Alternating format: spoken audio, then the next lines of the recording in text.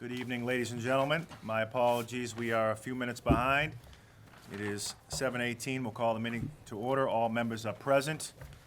We have just adjourned from an executive session for the purpose of discussing strategies with respect for litigation for a claim before the Massachusetts Commission Against Discrimination by a police officer in accordance with Mass General Law 30A, Section 21A, subsection 3.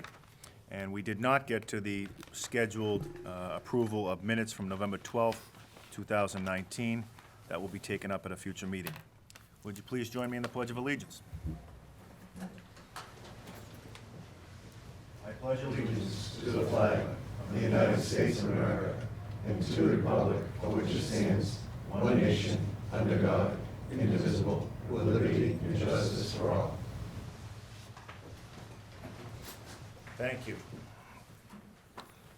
We have transmitting of Treasury warrants 20, 20A, 20B, 21, 21A, and 21B. Is there a motion?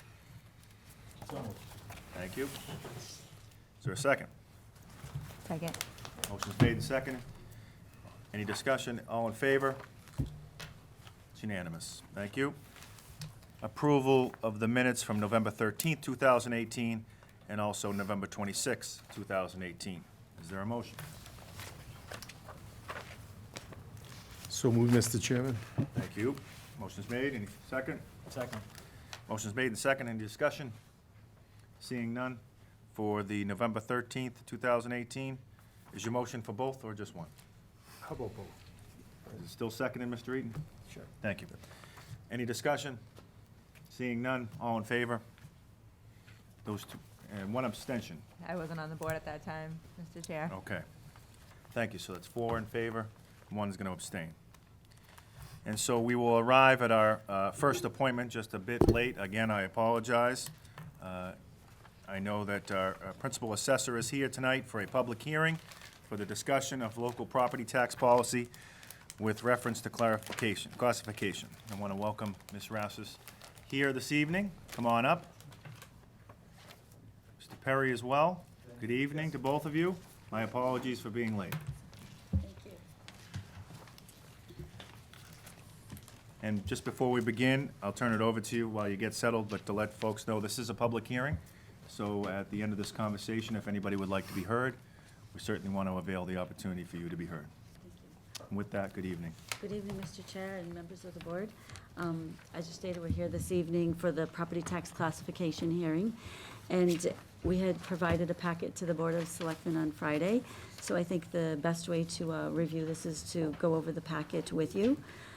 So we are conducting this hearing in accordance with the Mass General Law, Chapter 40, Section 56, to present information to the Board of Selectmen so that they may determine the percentage of the tax levy to be paid by each class of real and personal property for fiscal year 20. The Selectmen must vote a residential factor, which will determine the percentage of the tax levy to be allocated and paid by the residential property owners. After careful analysis and review, the Board of Assessors recommends to the Board of Selectmen is a classification of 175%, which results in a minimum residential factor of 0.776865 for fiscal year 20. This shift conforms with the guidelines of Prop 2.5 and is consistent with the prior year's tax policies. Adoption of this recommendation allows the town to assess and collect an equitable amount of taxes from residential, commercial, industrial, and personal property sectors. This year was not a certification year. However, assessments still need to be updated annually and approved by the Department of Revenue. The proposed assessed values that reflect and were established by analyzing calendar year 2018 sales and income and data with an assessment date of January 1, 2019. Our analysis resulted in the average single-family residential tax value increasing by approximately 5%. This reflects the increase occurring in the current residential market, as assessed values should equal market value. The average tax calculation is offered simply as a guideline. Some bills will increase more, some increase less. Traditionally, the Board of Selectmen have shifted the maximum allowable to the commercial, industrial, and property classes, and that's the recommendation of the Board of Assessors this evening. If you'd turn to the next page titled Wilmington Value Comparison. That is to give you a representation of what happened with the property values this year. Our total value in the town of Wilmington this year is $4.9 billion. So we are approaching the $5 billion mark. The residential values increased from 3.6 billion to 3.8, which was a 5.5% increase. That's a little bit higher than what I had just stated, that the average single family was 5% increase, and that's because it's the entire residential class, which also includes condos and apartment buildings, vacant land, et cetera. So we did have a new condo complex in, up on Andover Street, Hensey Way. So we had several new units that were added to that, that has that percentage increase a little bit larger. Commercial industrial, the commercial class increased 6.8 million, and the industrial $32 million. So they were about a 3.8 and a 4.2% increase. Personal property class had a substantial increase of 18.6%, raising the value from 136 million to 159 million. That's all personal property accounts did not go up 18%. That's due to certain new accounts, as well as some growth in some of our utilities.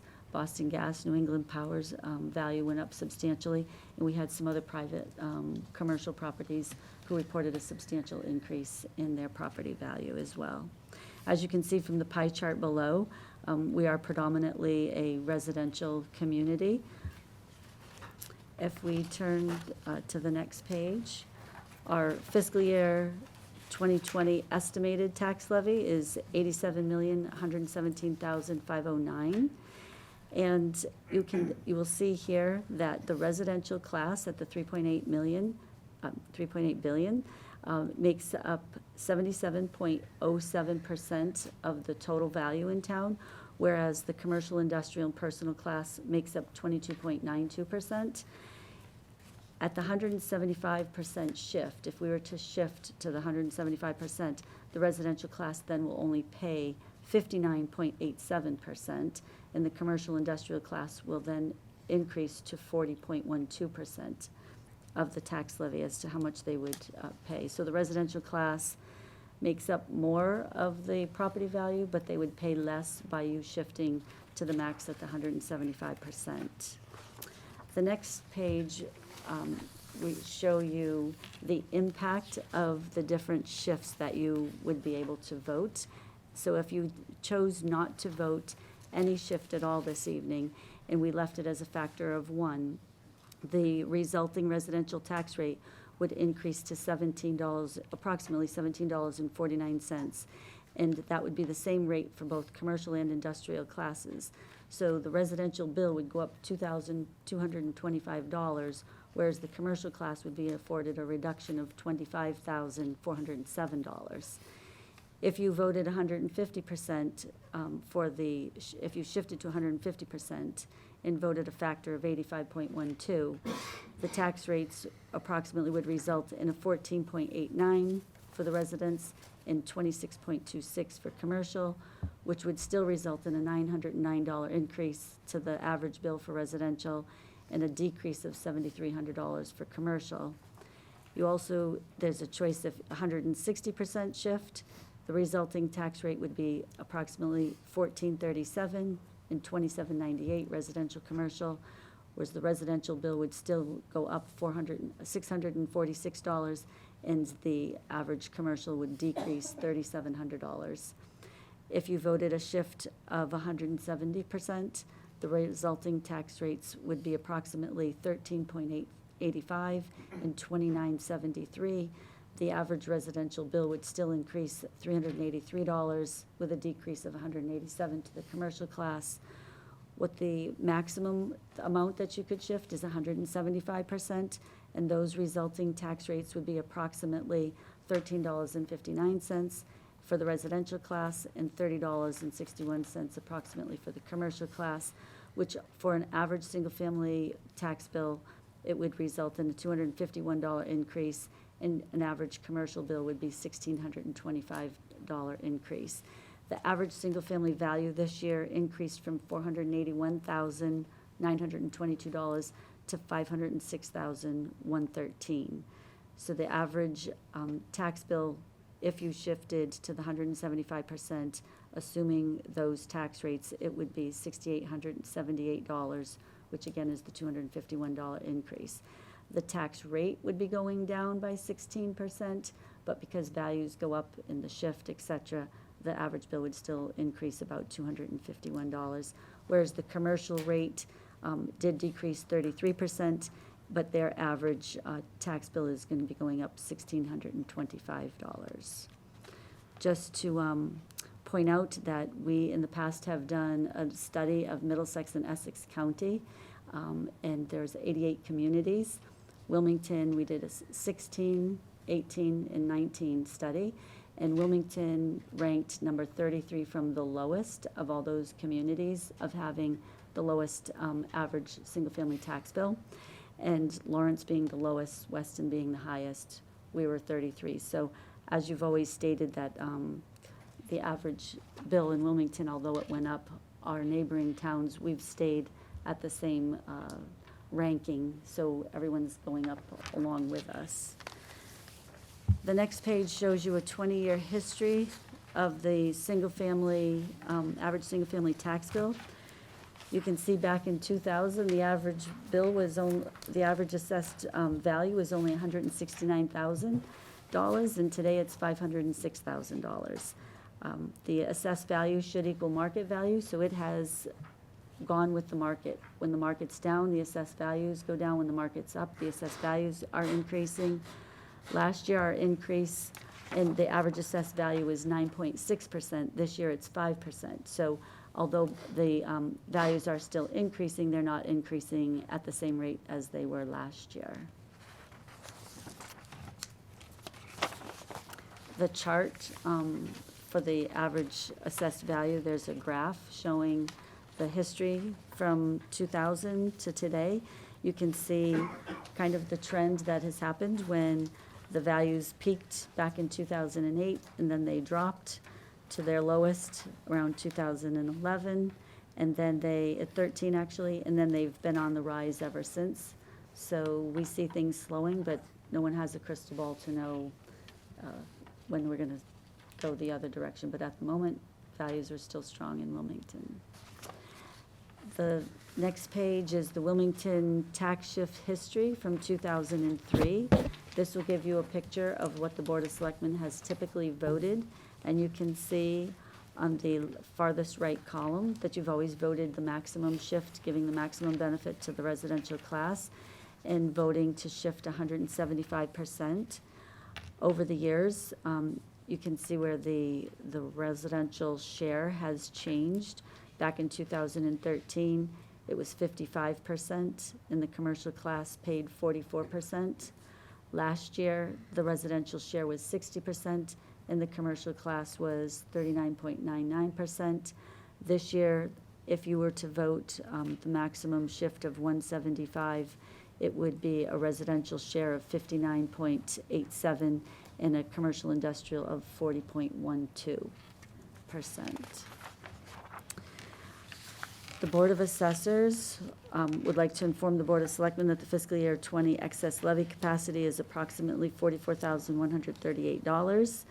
The residential factor adopted by the board governs the percentage of the tax levy to be paid by the residential property owners. So if the board votes a residential factor of 0.776865%, it would result in the 175% shift, and this would be the most favorable scenario for the residential taxpayer, and that's the recommendation of the Board of Assessors this evening to you. Karen, thank you very much. Brian, you have anything you want to add there for us? No, I guess I will. All right, I'll be brief though, and just to try and keep it at a very high level, is what we're doing here is, just to reiterate what Karen was saying, is what we're doing here is we're not voting to set the tax rate, but we're actually voting on potentially the classification to, as the state allows us, potentially mitigate the taxes potentially owed on the residential side. By adopting the split of up to 175%, it would lessen the tax burden on the residents, as Karen explained. Thank you. Karen, one thing that stood out to me right away was, I think I heard you correctly when you said home values in this town increased by 5%. Yes. That's a residential home value, average. Yes, so I want to just stress that that is an average. So some values go up higher, some go down lower. We do extensive analysis. There's by neighborhood, by style. We see certain trends, and those are addressed. But the average, when we compare the total value divided by the total parcel count, that's the average increase this year, which is the same statistic that we use every year to determine what the average is. And that's also the same statistic that the state uses in comparing us to other communities. Yeah, so it is a 5% increase. Thank you very much. We'll open it up for questions from the members of the board first. If there are any. Mr. McCoy? I'll just go first, Mr. Chairman. Thank you. I know this is no easy task. I understand that's your job to do. And obviously, in life, we've always learned two things, death and taxes. So there's obviously no around that tonight. But, you know, it's amazing to me, serving on the board a long time, that we've actually hit a $500,000 mark for the value of homes in town. You never would have dreamed this many, many years ago. And I can say, back in 2004, I did serve on the Board of Selectmen, and it was Mitt Romney was the governor at the time, and we had to have a special vote of the legislature to actually bring it to the 200%. And if we never did that at that time, you'd be paying another $3,000 or $4,000 on top of what you're doing now. But, you know, I'm glad to say that that was the trend. Obviously, I owned commercial real estate at the time, but I've always voted, and many of my good previous colleagues and my colleagues here always voted the maximum tax shift to try to give it a less of a burden to the residents. And, I mean, we do get a good bang for our buck in this community. We have no school bus fees, no trash fees, no sports fees. So you do get a good bang for your buck in this town. But taxes, and I hear, are going up. And I understand, I sympathize with seniors in town, and even regular working families, where a husband and wife do have to go out there and work to make ends meet. And it's tough out there. It's not easy. It's tough. You know, so I just want to say thank you, Mr. Chairman. I just want to make those few notes, and I just appreciate the job you're doing, and we just need to move on from this and just giving the less taxes we can for residents. That's all. Thank you, Mr. Chairman. Thank you. Anyone else? Mr. Eden? Yes, I did want to thank you, Mr. Ashis, and you, Mr. Perry. I know that the two of you in your respective offices have been working very hard on doing this and providing the most relief to residents that you can. I think Mr. McCoy touched upon so that the Wilmington tax shift history from 2003 that you provided us with. In 2004, it did go up to 200%, and then it kind of trickled down to 175% by 2008, and it was kind of just an incremental decrease. Was that just that the legislature kind of giving some, I Sure. guess? So that was Chapter 183 of the Acts of 2003, that the residential values were outpacing commercial industrial values. So they were ending up, just because of the formula for the shift, the burden was continuing to grow on the residential class across the Commonwealth for those communities that do have split tax rates. So they changed the legislation to allow us to shift to the 200 to try to get that back into balance. Okay, so that the shift percentage being inconsistent it was still the maximum amount? Just Yes, it and was. we can't go above the 175%? Correct, on there's this. nothing Okay. filed since then, yes. Thank you. So you said we were 33rd from the lowest for the rankings in Middlesex, Essex counties. How many communities are in total in those? Good question. So it's a little confusing, but there's 88 communities. However, where it's calculated out of 80, because 8 of them have a residential or some other type of exemption, so it doesn't allow you to calculate a average tax bill. So Cambridge, Somerville, places like that have a residential exemption, so they're not included in the list. So we're out of 80 communities. So we're 47th out of 80. Yes. Yes. Thank you. Yeah, thank you for your presentation. I see no reason why we wouldn't do the full shift. I agree with my colleagues. Thank you. I too agree with what's been said. I think whatever we can do to shift the burden away from the residents the best we possibly can, this is the way to do it. So we certainly appreciate the recommendation from the Board of Assessors. You two that are here tonight, we appreciate the presentation, and I look forward to voting for this shift and to continue the trend of trying to keep the maximum shift burden away from the citizens of this town. So thank you very much for your work. here this evening. If you don't mind sticking around for a second, we'll call for a vote in a short while, but I do want to open it up for a public hearing. So if there's anybody who would like to be heard on this particular matter? Okay. Is there any further discussion from the board? Mr. Hull, would you like to chime in? Just one confirmation, there's a form that the board has to sign. I just want to make sure we have that, okay. So the Department of Revenue asks sometimes for electronic signatures. If the board does a wet signature, then we will attach that document for their confirmation. Thank you. And I think you've done this in the past, but I know folks, residents at home might have questions about this. Can we make this available on our website, these documents? Sure, yes. It's important Sure. stuff. It's, Just to jump in with it. Please. Obviously, as Karen pointed out at the beginning, this is still pending DOR approval. We'll certainly update the board once it's been approved by the DOR for what the final figures are. okay. And I appreciate, I know you guys sometimes field questions from residents. You guys are the experts on this. We hear all the time how expensive it is to live out there, and I know you two know that best. So I appreciate your expertise here tonight, being here and giving us this presentation. With that, I'll call for a vote to close the public hearing. So moved. Second. Motion's made and second. All in favor? The public hearing is now closed. And now, without any objection, we'll call for the vote for the recommendation of the Board of Assessors and Mrs. Rashes that are giving us the presentation for the maximum shift, 1.75. Is there a motion? I'll move that we go with the recommendation of the Board of Assessors and with the maximum shift to provide the most relief to residents. With a factor of .776865. Pretty good, you remembered that. Just off the top of my head, That's Mr. pretty impressive. Okay, there's a motion. Is there a second? Second. Motion's been made and second. Any further discussion? Seeing none, all in favor? It's unanimous. Thank you for being here. Happy Thanksgiving to both of you. Thank you.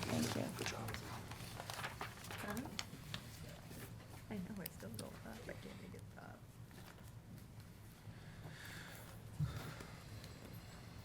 Okay. We are a little bit behind again for our second appointment, so my apologies there, but we want to welcome our town clerk, Mrs. Conway, for our recommendations from the Bylaw Study Committee. I also see in the audience, Mr. Romano is here from the committee. Welcome. Good evening. Good evening. How are you tonight? I'm well. How are you? Very well, thank you.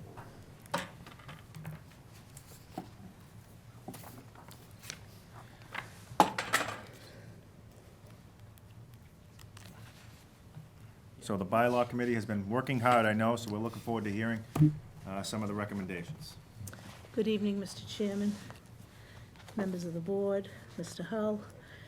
So, to give a little background of the Bylaw Review Committee, it began its work prior to my arrival in Wilmington under the former town clerk.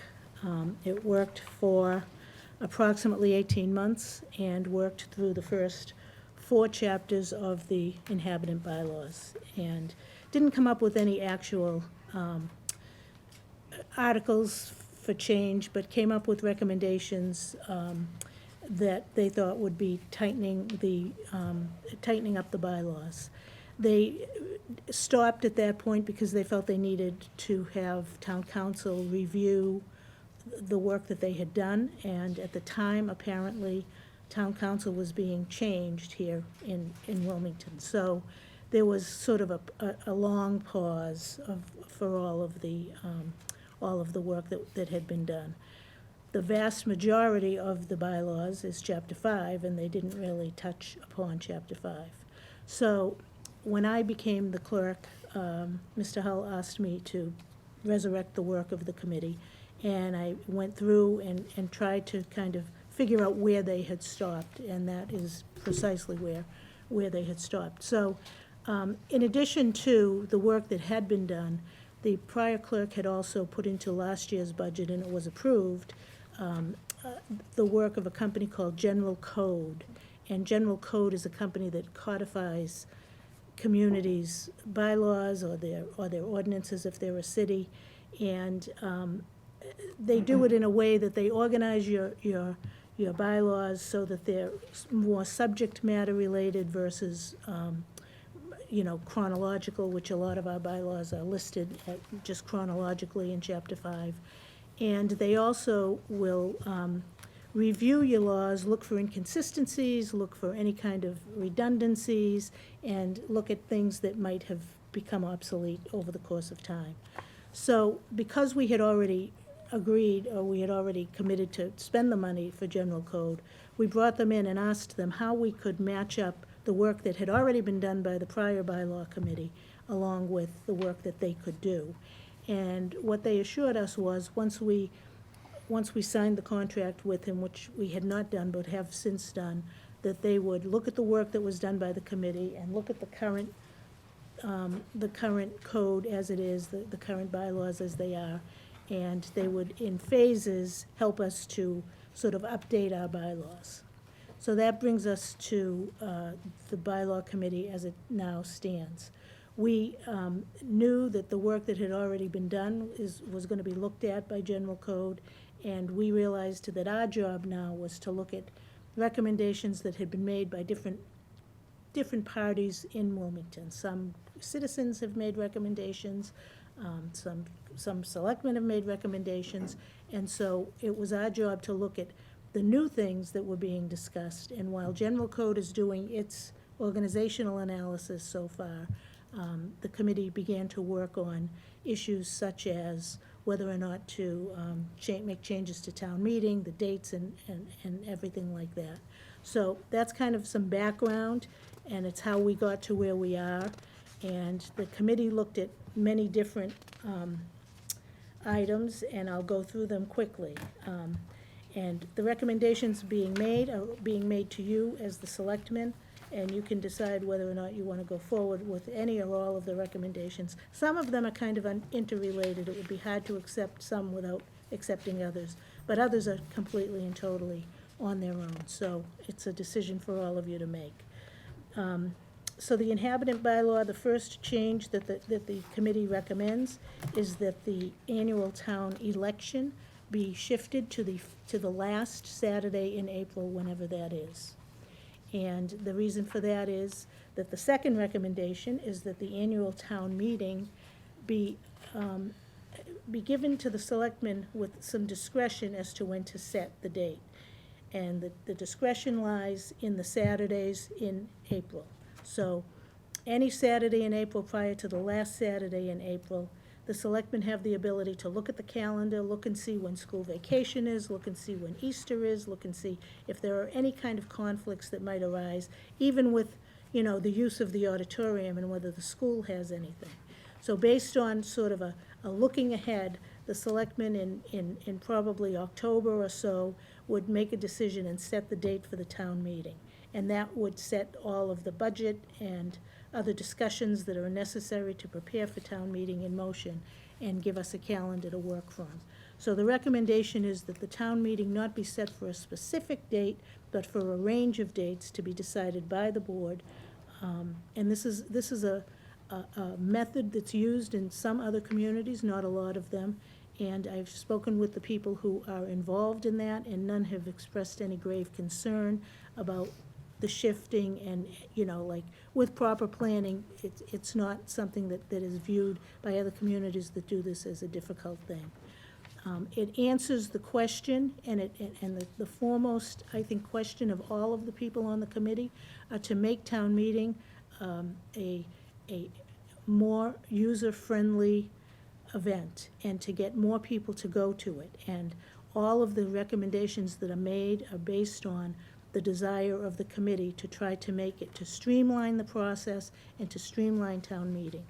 And so we feel that by creating that ability to move the dates around, that you can maximize the number of people who will come, just based on other conflicts with other things that are going on. So the recommendation is to give that discretion to the Board of Selectmen, and also to change the starting time of the town meeting to 9 o'clock from 10:30, so as to make it an earlier day for everybody involved, and so people aren't there on a Saturday until 4 or 5, 6 o'clock in the evening. The next thing that the that the committee considered was whether or not to change the order of the articles for the annual town meeting. And there is no recommendation that that be changed. And this is not this would not be a bylaw change, but it would be a policy change. The committee is recommending that the board consider meeting with the town manager and town council and the town moderator to consider revamping the way it presents its budget. The committee thinks that if the town manager were to prepare an overall budget presentation and highlight things that are changed in the budget, any major changes that are being made, that the community, questions that might be arising at town meeting might be answered just in that presentation alone. And that the budget then be taken up as a whole instead of breaking it down into departmental units as is currently done with, I believe it's Article 6, or it could be Article 5, I'm sorry. So that is a recommendation that the committee is making. It's not a bylaw change because it's not a bylaw matter, but it is a policy change that can be made, and we would urge you to take a look at that. The next matter of consideration was random selection at town meeting. So the belief is that random selection's time has come and gone. There was a time when it was done so that people would not kind of, stuff the meeting when their matters were coming up. But with the advent of electronic communication, it's so easy if an article gets called, it's easy to put a call out, somebody stands up and asks a question, and while that question is asked, anybody that has an interest in a particular article would be able to come and sort of do what the random selection is attempting to avoid doing in the first place. So the belief is if you just go with a straight set of articles and you don't have any random selection, you do away with the part of the meeting that takes time to do the random selection and pull the number and all the rest of that stuff. And so that would be the recommendation, that you do away with random selection. The next matter would be to put the articles in an order where you have town-sponsored articles and then you have any petitioned articles. And that's how you would just sort of assign the order to the articles in the warrant. The committee is also recommending that the quorum requirement be done away with. The reason being, there have been studies that show that in communities where you do away with the quorum requirement, more people go to the meeting because nobody wants a small number of people to be deciding matters for the whole town. Tewksbury apparently has done away with its quorum requirement and has seen a slight increase in its attendance at town meeting.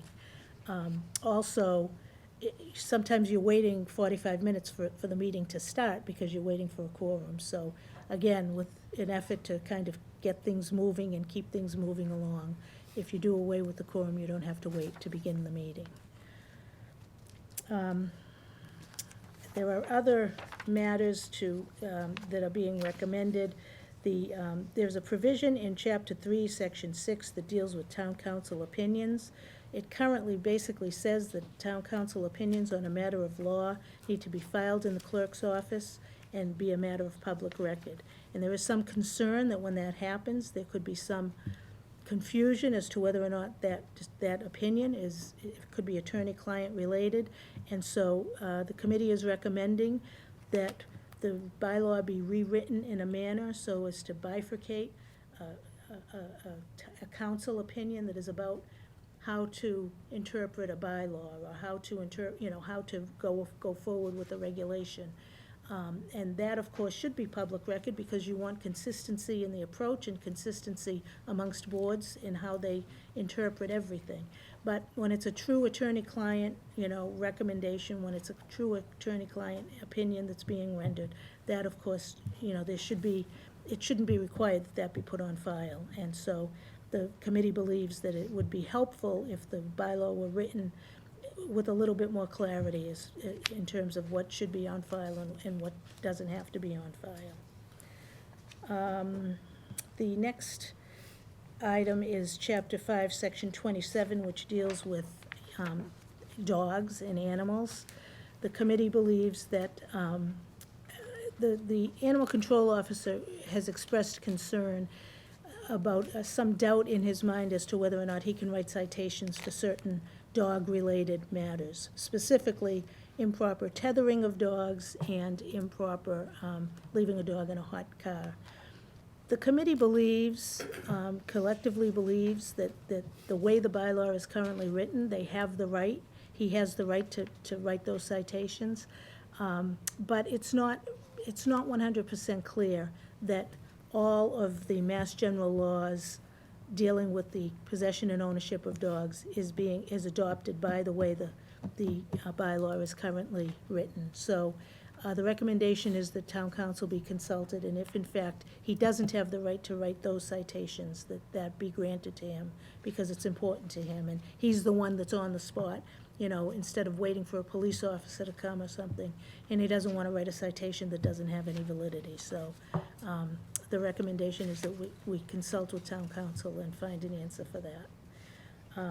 The inhabitant bylaw, chapter 27.5, deals with dogs on the town beach, and there's some concern that dogs, the committee agrees that dogs shouldn't be on the town beach, but certainly there are areas around the town beach that have benches, and people like to go and sit and kind of, you know, enjoy the summer day. And so the committee is recommending that portion of the bylaw that it keeps dogs from being on property that's adjacent to the water at the town beach, but not the beach itself, be done away with, and that people be able to use the benches that are along the parking lot and so forth for the town beach. And finally, the last recommendation is some citizens have came to the committee expressing concern over construction noise in their neighborhoods. And there is no noise or bylaw on the books at all right now. So the committee considered whether or not to recommend an overall noise bylaw that dealt with other noises, not just construction, or to just limit it to construction noise. One of the members of the committee is Chief Desmond, and he recommended that we go with just a construction bylaw, because he feels that there are other bylaws in place that can address any other noise issues. And he prepared a draft for us, and the draft of what he prepared for us as a draft is attached to the report for the recommendation. And it's, you know, I mean, certainly within everybody, the board's discretion to adopt that bylaw, to ask council to create another bylaw, but does believe that there should be some time restrictions on when construction can occur, some restrictions on days, and also some restrictions, some ability, some flexibility given to the police chief to grant waivers under necessary circumstances. And so that is, in a nutshell, the committee's set of recommendations. Well, thank you very much for your presentation, and our thanks to the members of the committee, the volunteers, and department heads who have volunteered, and to my colleague who have put time into preparing these 9 recommendations. Before we have comments or questions, I just want to remind folks at home that for any of these changes to actually be put on the books, they would require a town meeting vote. So certainly, there's nothing that happened here tonight or in the near future, but that doesn't mean that they won't be voted on in the spring town meeting. That would be the correct procedure. Right. Okay. All right. Mr. McCoy. Yeah, thank you, Mr. Chairman. A couple years back, I was appointed by the Board of Selectmen to work on behalf of the board as a member of the bylaw committee with the previous town clerk and the town clerk that we have today. Before I make a few comments, I got to tell you, Jeff, I've never been shy to speak up, but I have to tell you, this town clerk knows her stuff. She's amazing. She really educated a lot of us, and I have to say that. I don't think proclaim to know everything, but I think you did a fantastic job. She kind of guided us through certain mazes of how to do things. But obviously, without the membership, and I'm going to mention a few members, and forgive me if John's here tonight, I would hope John would say something, is that we had a few folks, Mr. Romano was here, myself, Gary DePalma, the town moderator, Mr. Peterson. We also had Dan Ardito. We had the police chief here. We had Mr. Oliveri, who's a member of the board, who's a attorney, and there's another gentleman that just got on, I forget his name. Mr. Rego. Yeah, wonderful, wonderful young man. So I think the bottom line is, we're basically in the people business, and we all gather around a table. How do we basically make it easy for our customers, the residents with the taxpayers who foot the bill, get to a town meeting or come to a town election? And we all know, in a couple years ago, we went in the opposite direction. We had town meeting, that was at the end of April, we put it to the first week of May. We had the town election the last week of April, and then we put it to the, we had it from the third week of April, we put it to the last week of April. So we put the town meeting in the first week of May.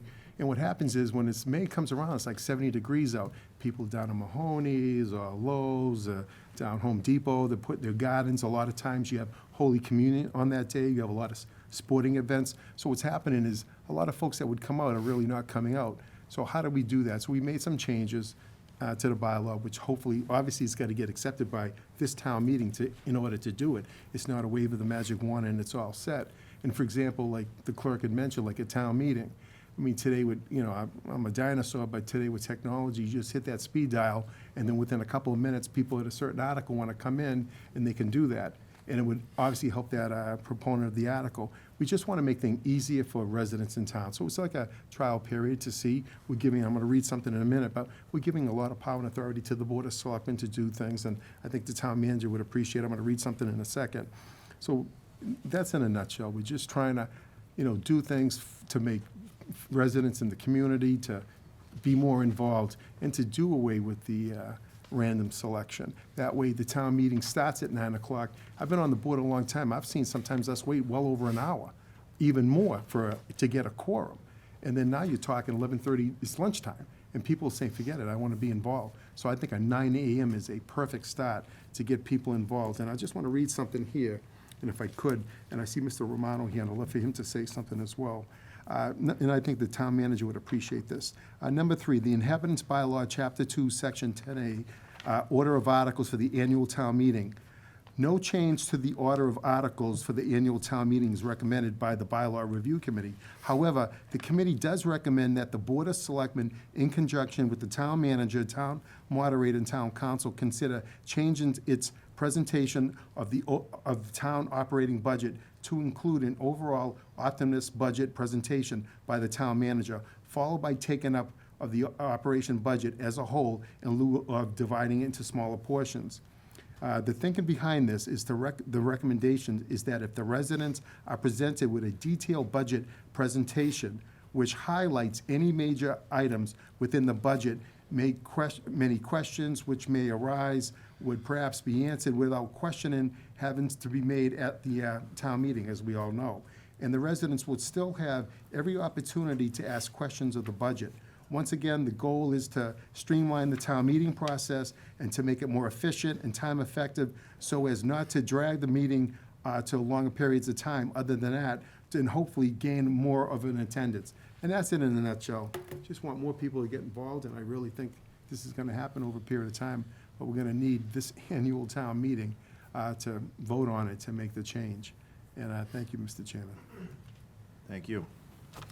Mr. Eaton. Yeah, Mr. McConaughey, I want to thank you and members of the committee, Mr. Romano, and the other folks that put in an awful lot of time and effort in this. The packet that you sent to us, the subject is Phase 1 recommendations of the inhabitant bylaw changes for the May 2, 2020 town meeting. What's Phase 2? So phase 2 is when general code comes back to us with their recommendations. And all of those recommendations would be put to the committee. The committee would consider them just as they've considered this set of recommendations. That's like down the road, that's in the future. That's not any sooner than 2021 and could even be town meeting of 2022. So it is a more comprehensive viewing of all of the bylaws and recodification of them as a whole. Okay. Just kind of as the recommendations have been given. I think that making the change of the annual town election to the last Saturday in April, it's changing from the fourth Saturday to the last Saturday, so it really just affects when there's the 5 Saturdays in April. Right. It does, but it gives you as much wiggle time before that as possible. You know, it gives you potentially 4 weeks to find a date that works for the meeting as opposed to 3. I can appreciate some of the reasoning behind giving the Board of Selectmen the authority to change the date of town meeting based on different things that are going on, First Communions, things like that. But what I am very hesitant to is to have an annual town meeting prior to an election, because I really don't want, and I don't think that the residents really want town meeting to turn into a campaign stump. And I think that, not that anybody up here would do that, but I think that that opens up the possibility, so that's happening. As it is right now, the Saturday after the election, hopefully folks have had a week or two or a week to kind of see what the results are and recognize that we're all neighbors in the same community, and let's make decisions as a community going forward. And it's also, if someone is just recently elected or re-elected, it's that person's really first public meeting as a member of the board or in their new term. Mr. McCoy did read part of the order of articles with respect to the budget presentation. I think the Finance Committee certainly could be involved in any kind of presentation of the budget, because they do serve as a citizen's protection in crafting the budget. And I underlined that the line that you or the committee had written, and the residents would still have every opportunity to ask questions of the budget. So making sure that that is still something that the town is responsive to, I think, is a benefit. I do tend to agree that the time of random order of selection, or a random selection of articles, has come and gone. I think voting is a right, but it is not an obligation. So if you really only have one article that you're interested in, and you show up when random order starts, you could be waiting because the article you care about is the last one picked. And I don't think that that's encouraging participation. I don't think that that's encouraging people to come. I do like the moving the start time to 9 o'clock. I think if it doesn't work because people don't want to get up early on a Saturday, then we could quickly make that change in the next town meeting. But I don't like doing that with getting rid of the quorum. I think the goal should be making sure that folks are participating and not that over the speed of the meeting.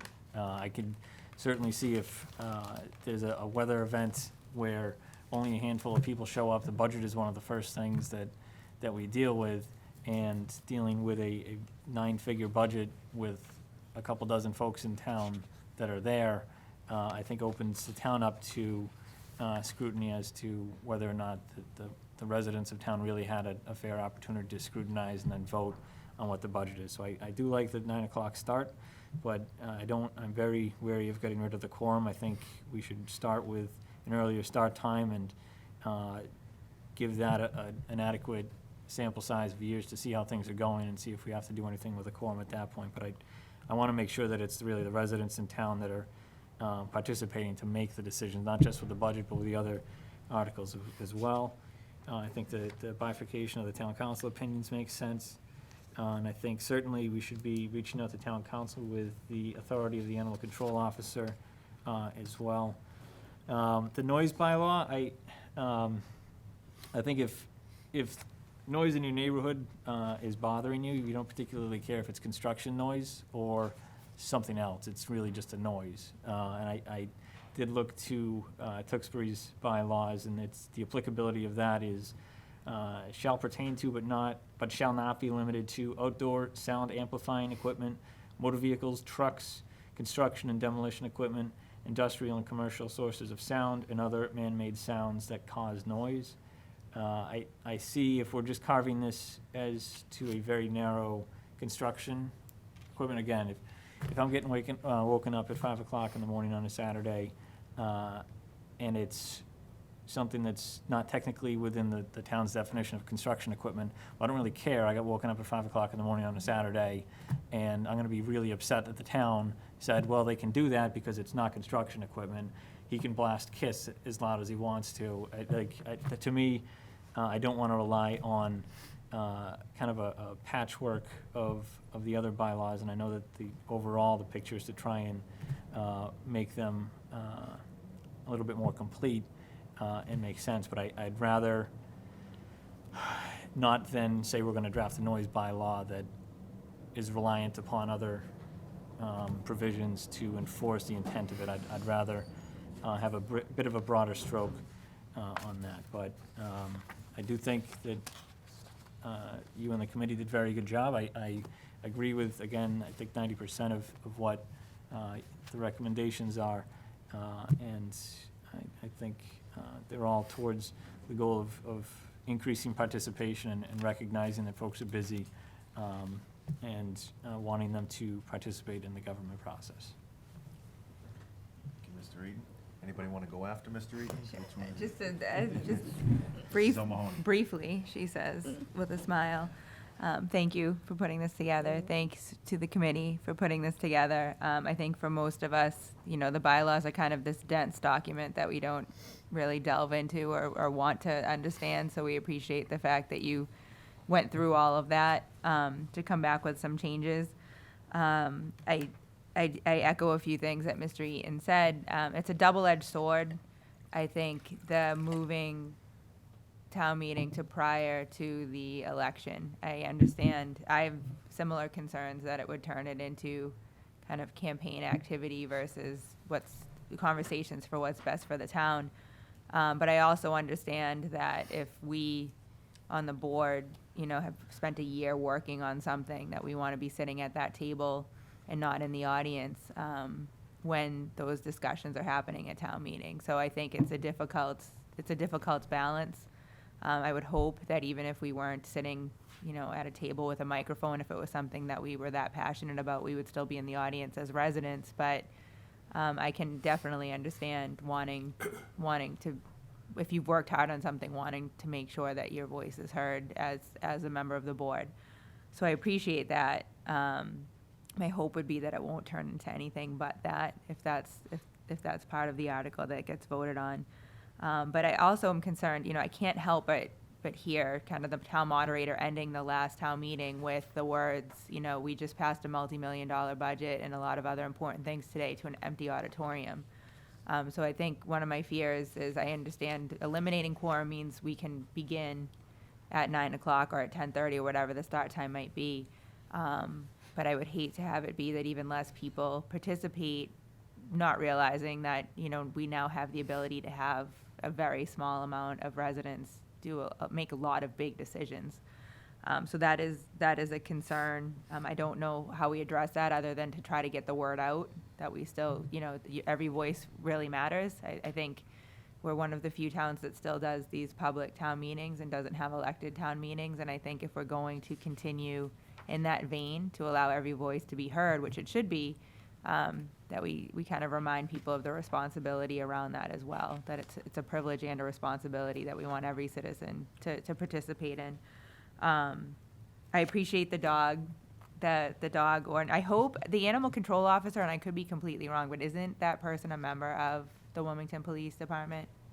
So I would hope that they already have citation authority, but I appreciate the need to clarify it. It does need to be clarified. And I also like allowing more access. I mean, we always hope people are responsible pet owners when they have their dogs out in public places, cleaning up after them, but I like that we're kind of carving that out and making that clearer. So thank you for that.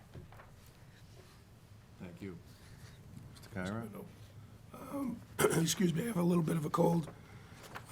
Thank you for your work and your committee's work on this presentation tonight.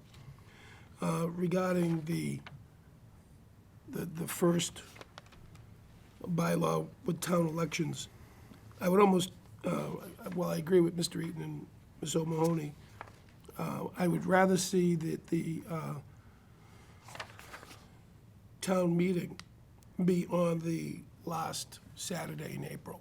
if you're specifying the election to be on the last Saturday in April, and there's not an issue with that, then why couldn't you have the town meeting the last Saturday in April and have the election the Saturday before? I just see that town meeting matters a lot, and it should be publicized well in advance of the board making a random decision the October before. You know, I really think that a floating day may not work. I'd rather the town meeting come after the election. Start time, 9 o'clock's the early start time, and I look at trying to get as many people there as easy as possible. And I know a half hour isn't a big deal, but 9:30 might be a better thought for that. As for the issue on the budget, something that no one has brought up yet, but our town manager makes a detailed presentation of the budget. So he is already presenting that to the residents of this town. And then it goes to the finance committee naturally. And that detailed presentation of the budget, maybe it should go into the book, the finance booklet that we get, so that we can make sure that the residents see the detail of the budget. And I would rather keep it the way it is in voting by departments, because I think it's more transparent. I think it allows individuals the opportunity to speak. My fear is that if you do it as just a whole component, and you're given a time limit to speak on that whole component, a person may not be able, his time may, or her time may run out before they can get to another portion of the budget. So I think I like the way the budget process is done now by departments. As for the random draw, I think there should be a random draw.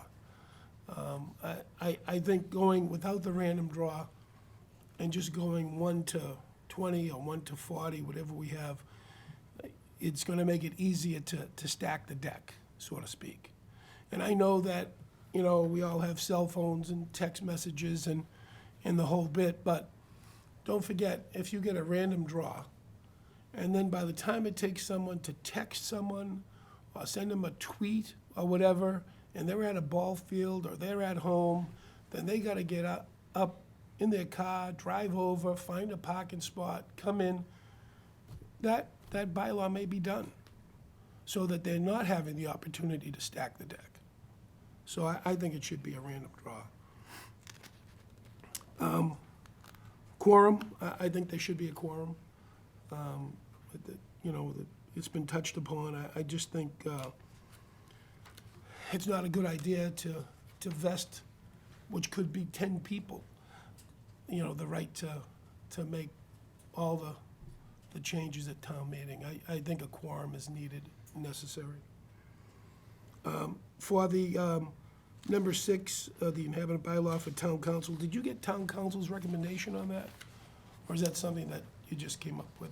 No, it was, somebody raised it, and, you know, we read the article, and, or we read the bylaw, and just thought that it's not unclear, it just doesn't, it could be tightened up. The language could be tightened up on it, that's all. I would almost suggest that you reach out to KP Law, since this involves them, and ask them what they think their opinion is on this particular change in the bylaw. As for the dogs,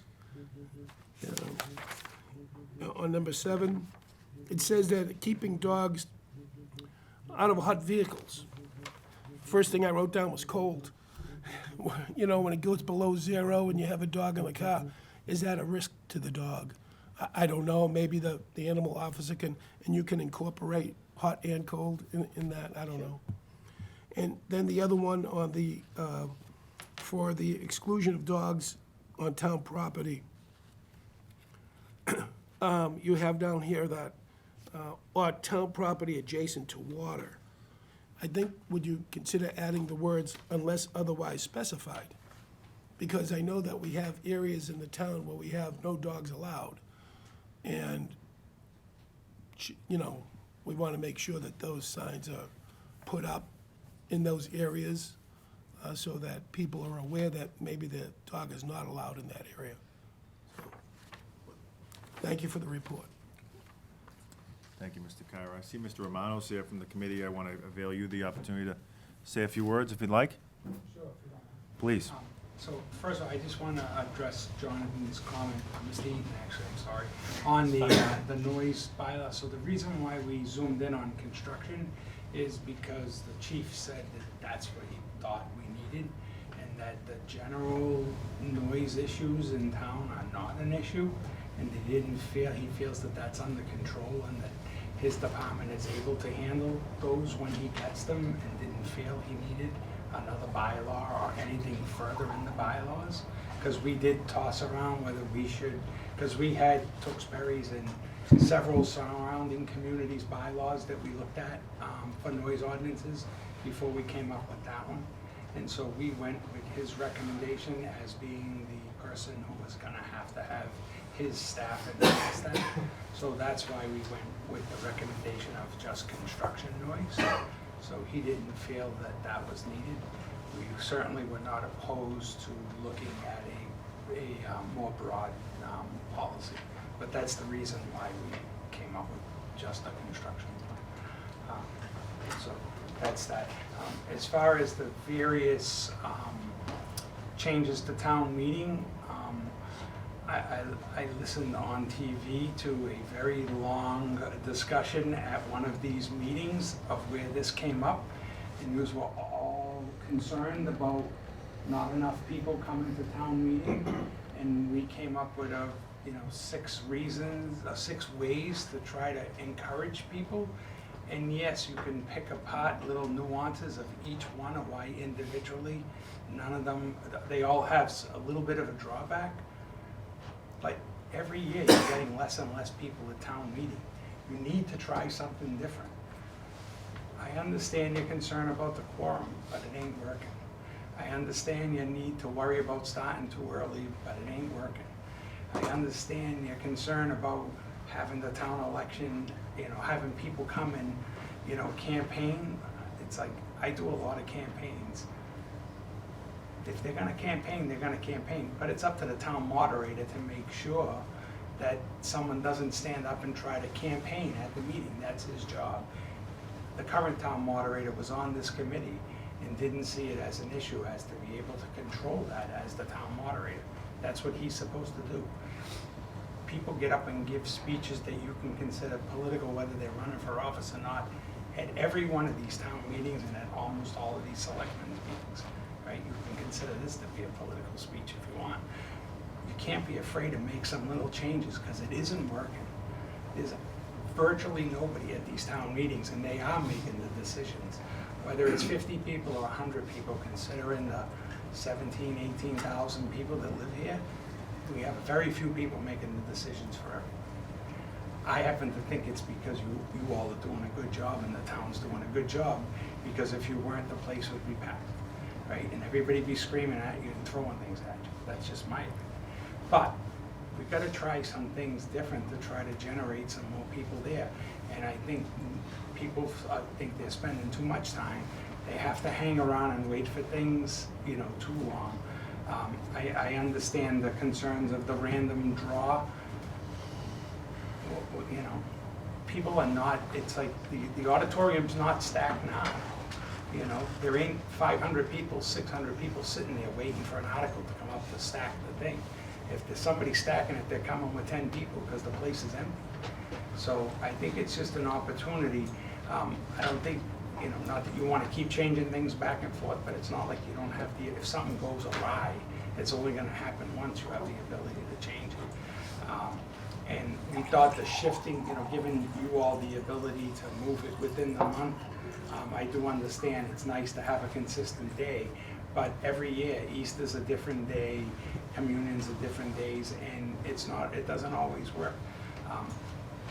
The first time that I realized that the town meeting was, less than a week after somebody new got elected, and that person was gonna be the person sitting there at town meeting after they just figured out that they won, and they got handed a stack of paper like this and said, all right, go home and read these now and be ready to start presenting in less than 6 days. That, to me, I think is the most craziest thing I ever heard in politics, right? It's like, I think it's reversed. You should be having the election after town meeting. The current people, like you said, Jonathan, you spent, Joe Marie, you spent all this time working on an issue. You should be up at that board, being part of it. The new person should wait their turn and be at the next town meeting. And that's how a lot of us felt. So, again, those are just our ideas. That's why you sit up there and I sit over here. Your name's on the bumper sticker, not mine. But they're just some recommendations that we thought could try to help you get to where you were all worried about getting to. Thank you, Mr. Romano. And I'll just conclude with, I do have a couple comments and questions of my own. When we originally talked about forming this committee, there was a lot of talk about having the possibility of having a town meeting in the evenings. Could you talk to us, was there that discussed? I'm sure it was. It was discussed. One of the people that came to talk to us was Terry Masiello from the Senior Center. And she expressed a great concern and grave concern of the seniors in town who don't like to go out in the evening, who don't like to drive at night, and thought that, to the extent that if you look at the people that do go to town meeting, many of them are the seniors. And that was one of the main things that I think kept us from looking at an evening. Also, there were studies. We did a lot of looking at certain, studies from other communities. And there's actually a study that says that Saturday meetings have the highest percentage of participation. So that certainly kind of pushed us in the direction of keeping it on a Saturday. And also, if you have it on multiple nights, you could end up having it on multiple nights, as opposed to having it on one day and getting it over with in one day, and not having to, kind of reconvene and stuff like that. So it was considered, but I think, I think the senior issue was a strong driver, but those other things also were what made the committee decide that make the decision. If I might just say something, so these are only recommendations, and ultimately you folks are the ones that are gonna decide what gets made into an article on the warrant and not. So, whatever changes you think you need to make, or whatever you like or don't like, it's not really, the committee has made its recommendations. I don't believe at this point that the committee is any more involved in these. I mean, these are their recommendations. We're not gonna write the articles. We're not gonna decide that the articles are gonna go on the warrant. It's really kind of up to you folks now. Just, because there seems to be, I don't know if there's if I don't understand the way, that's my understanding of it. I don't know whether or not that's really the process or not, but it was my understanding that this is just a recommendation, and that we kind of now toss it to you, and you guys can toss it Certainly. around, so. Thank you. We're very, hopefully you'll understand, we're very receptive to that. We appreciate this recommendation by you and your committee. I wanted to bring up the evenings. Most of the people I talked to are in favor of keeping it on a Saturday, but that was a big part of the discussion, so it hadn't been talked about tonight. I wanted to make sure the folks, I assumed you had talked about it, but I wanted to make sure, for the record, that we touched upon that this evening. I'm a big fan of moving it up earlier. I think a lot of folks are not big fans of the 10:30 start time. By the time you add on an hour for waiting for the quorum, we're now almost 11:30, looking at noon time. I think people will appreciate that. I really think that'll go over well. The date range, the question I have about that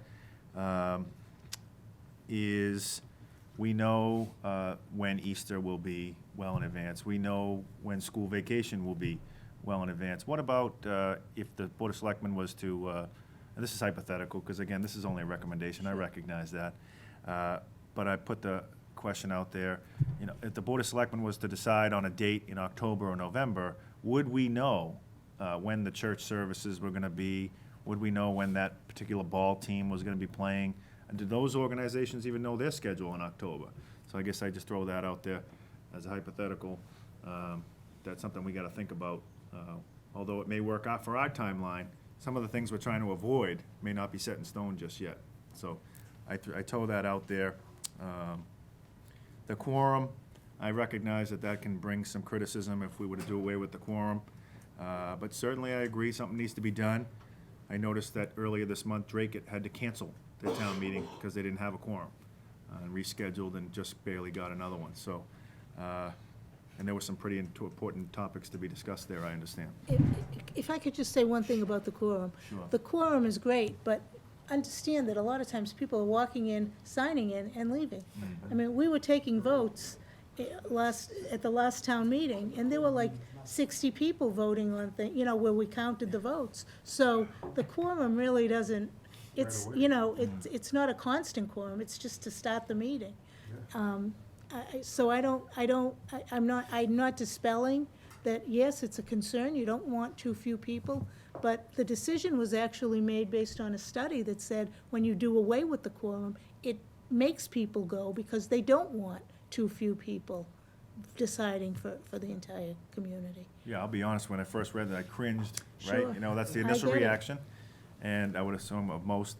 But then, hearing these recommendations from you folks, hearing that the studies have shown that, it's given me a little more reason to pause when making a decision on that. So I hope folks will certainly listen to this and take a look at your recommendations. The random selection, could go either way on that. I do have a question about the dogs and the beach. Is the recommendation specific to when the beach is open for the season or not closed for the season, or is just all year long? It's all year long. And it's not to keep dogs, dogs are not allowed on the beach if you read the bylaw. Right. And they should not be allowed on the beach. That was certainly what everybody agreed to. But that there are areas near the beach that just doesn't really seem to make a lot of sense to limit the dogs from being there. Because there are other laws that address any other issues you might have. Leash laws, you have clean up after your dog laws. So there are other mechanisms to make sure that the issues that you might be concerned with are already addressed. And this just gives more people the ability to be in that area without not being able to have their dogs with them. And then certainly, I look forward to hearing folks' feedback on the noise bylaw. That would be the first here. Again, just my personal opinion, my concern would be that we were specifically targeting the construction community, which makes up a lot of our community here, recognizing that there's a short window for weather here in New England for them to do their job. So that would be my only initial concern there. But really appreciate the presentation and your time to discuss these things. And the members of the committee, I do want to give our manager the opportunity to comment, if you wish. Yes, actually, just a few points. First of all, the question was raised as to whether, with respect to town council reports, whether that was previously discussed. I actually did have a conversation at some point here in the last few months with Mark Rich from KP, who had noted in going through the bylaw this particular reference that town council opinions must be presented to the town clerk, and in fact suggested that we look at modifying that for the reasons that you cited. So I think that has already been discussed. With regard to the using April as a flexible time for the board to consider a meeting, I think that certainly should be considered. I would just point out that in this coming cycle, so I just went through the calculation today, if the board was to have decided this past year to have the town meeting the first Saturday in April, in order to comply with the Managers Act, which is that I present the budget 90 days in advance, or at least 90 days prior to town meeting, that would mean presenting the budget on 12/30, which is the closest Monday prior to that 90-day window. The other point I would make just along those lines, it was talked about in terms of when the board would need to make that decision. I would suggest, just given the implications for a number of scheduling issues, that to the extent that the board considers the month of April in terms of a flexible time, if you will, the board would, in my estimation, need to make that decision in late August, early September, because, again, to the extent that the town meeting is backed up potentially a month, that means that all the things that happened prior to that need to be pushed back. So the budget, my instructions to department heads and their deadline would have to be moved back. The capital budget, which precedes the operating budget, would have to be moved back. Then there's also the issues of when the Finance Committee would begin their meetings, when the public hearing, Planning Board, Finance Committee public hearing is, that would have to be, similarly adjusted. Not to say these things are not possible, I'm just thinking these are the details that would have to be addressed. And then, of course, the date would be moved back for when petition articles and non-petition articles be presented.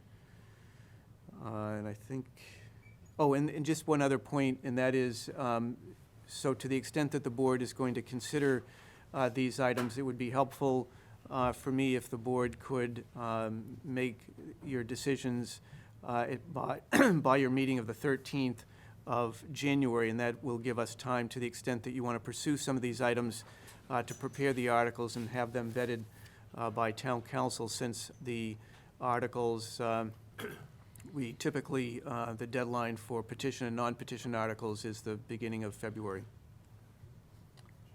Okay, thank you. Just real quick, I just want to say that the former town clerk, she did bring to our attention, and I understand what the manager's saying, I get it, that he needs his time to prepare the budget, but I believe in, it was at the late 50s up and through the 1970s, that town meeting was sometime during March, and the elections were during March. And just my point of ignorance, I forgot to mention, Dan Ardita was very much of the process in this, and he did a great job. He was like our sports guy to tell us all about the sports.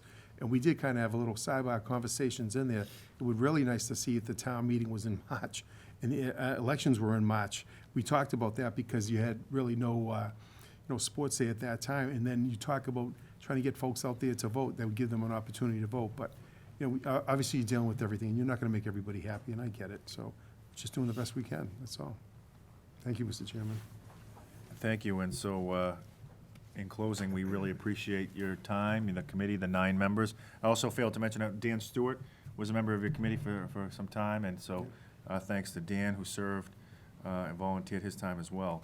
But I think we can all agree that we're open and receptive to this recommendation. We look forward to hearing feedback from residents about how we should proceed with some of these recommendations in an effort to encourage participation and attendance, and also all while being transparent, which is what we all want to do here and in our government. So thank you very much. Thank you. Happy Thanksgiving to you. Same to you. Thank you. Okay. Our next appointment, again, behind a bit. Mr. West, my apologies, but we want to welcome Frank West, his family, and obviously a distinguished guest who I know Mr. West will introduce. So you guys are here on behalf of Toys for Tots program, which you're here every year, so we welcome you back here this evening. Good evening, Mr. Chairman, board members, residents of the town of Wilmington. For those who don't know me, my name is Frank West, and with my wife, Karen West, we've been coordinating the Toys for Tots program here in both Wilmington and Tewksbury for the past 23 years. I'd like to also recognize Lance Corporal Max Marchino. Basically, Max is going to talk, Lance Corporal Marchino, I should say, is going to talk just for a moment about the Toys for Tots program. And one of the reasons why I like to come to this meeting every year is because we get a lot of toys from Wilmington, and all the toys will get distributed. We'll find out they get distributed in the local area. But one of the things that I try to do is make sure that as many Wilmington residents know about the program as possible, so that we can get the toys can go back to Wilmington as well as the other neighboring communities. So I just want to make sure that, to get the word out to people, to get that this program exists and it's an avenue for struggling families in this area, as well as the entire Middlesex and Essex County that we cover, to to get needed toys and just hopefully get a little holiday cheer. So with that, I'll introduce Lance Corporal Max Martino, who'd like to talk a little bit briefly about the Toys for Tots program in general, and then I want to talk a little bit about what we're doing here in Wilmington. Thanks. Good evening, ladies and gentlemen. So the Toys for Tots program began in 1947 as the brainchild of Marine Corps Reserve Major Bill Hendricks. Actually, it was his wife, Diane, who was the real inspiration. She had crafted a few handcrafted dolls and asked Bill to deliver them to an agency that supports children in need. Seeing such successful community engagement in 1947, the Commandant of the Marine Corps directed all Marine Reserve sites to implement a program campaign, transforming it into a national community action program in 1948. The foundation raises funds, purchases toys, provides promotional and support materials, manages all funds raised and donated, solicits corporate support, educates the public, and handles day-to-day operations. Presently, the Marines Toys for Tots program distributes an average of 18 million toys to 7 million less fortunate children annually. Thank you. And also, if I may, Lance Corporal, if he also has a certificate he'd like to present on behalf of the Toys for Tots program, if he may, too, I think it would be appropriate to Chairman and maybe Town Manager.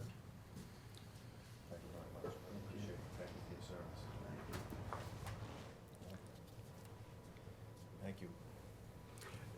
And basically on the, for the local end, for people who aren't aware, on the collections end, you'll see probably between Wilmington and Tewksbury, Karen and I, and we've got a few volunteers that help us out, including here at Town Hall, have a box and have this poster that has, the Toys for Tots symbol, also has the Toys for Tots website and our home phone number, so if anyone has any questions, they can, give us a call at home. If people need to get toys, which is the reason why we do this program, is that the website is toysfortots.org, and basically they can drill down the website. It'll say what state, what county, what town, and then it'll ask you about, your family and all that, so that, they can make sure that the appropriate toys get to the appropriate people. Toys for Tots also delivers to a lot of agencies, so there may be people in the local area here that may not get the toys personally delivered from Toys for Tots, but they'll be part of an agency outreach that'll get the toys, and certainly they can apply through the agency to the program. I think I'm saying that correct? Yes. Couple of other things I just wanted to let you know real quick is that, like I said, we have about 75 locations between Wilmington and Tewksbury that we have toy collection boxes. Many of them are private businesses, so they don't accept external donations. But we have places, for example, like Esposito's Carpet, Winchester Family Medical Center, both at a Reading Bank, Citizens Bank, People's Bank, WCTV that's here filming the event here tonight, both Market Baskets in Wilmington and Tewksbury, several of the schools, including the Boutwell Middle, Wildwood, and High School. And again, thank you, Mr. Manager, for allowing a toy box here at Town Hall, and there's also a toy box at the Senior Center. So I wanted to let you know that there's boxes, basically all around town that we can collect toys from. And certainly, if anybody has anything that, if they want to talk about either a cash donation or something like that, they can, they can give us a call, look at the box, get our home number, which is 978-658-1754. And this way here, they can, we can accept donations that way, or certainly, give them a hand in finding out how to receive toys. One last thing I just want to say is that typically we do an event at our office, which is West Real Estate in Wilmington, which is 386 Main Street, on behalf of the Toys for Tots Foundation. So this year, we're doing an event Sunday, December 8th at our office from 11:30 in the morning till 1:30 at night. In the afternoon, rather, excuse me. We're not making it like town meeting. 2 meetings, no discussions. 2 hours, rather, no discussion. But anyhow, what we're going to do is we have a bunch of professional wrestlers from a local organization called Lucky Pro Wrestling. They're bringing, it sounded like they were bringing about 4 folks, but now it sounds like the number might be up to about 7, including a former WWE and Extreme Championship Wrestling champion. He had 2 wrestling names. One is Just Incredible, and the other is Aldo Montoya. So he's, kind of a name wrestler, ECW champion, former ECW champion, and also kids might like to see him and get pictures or autographs from him. And it's basically what we're doing is $5 for a picture and or a brand new unwrapped toy. And we only collect unwrapped toys. If people have them wrapped, the Marine Corps, they're gonna unwrap them, the volunteers will unwrap them, because they wanna know what the toy is before they give them out, so. Basically, that's what I have to say. I didn't know if you guys had any questions or, again, like I said, I just really wanna get the word out to Wilmington and area residents that this program exists as an avenue to help help out folks, so. I don't know, did you have anything, Karen? Just like to thank a lot of the families in town that have actually had parties at their home, birthday parties or Christmas parties or holiday parties during that event. They've collected toys, we've gone to their homes and picked them up. Again, use our phone number 978-658-1754 if you're in that situation. We'll be happy to come by and pick them up. Thank you very much. And getting the word out, you've been doing for a number of years. How many years now in a row you've done this? Quite a few. 23. 23 years. God bless you. And So, most of that thanks we'll get it goes to right. your better half, Frank. I know that. Joint effort. Okay. And I'll just say that my daughter's here, so I just would be remiss without saying that my daughter's here as well. And my son, she helps out the program, and my son, who's at college, will be home next weekend, and he already helped out, putting out boxes and stuff, so we'll put him to work as well.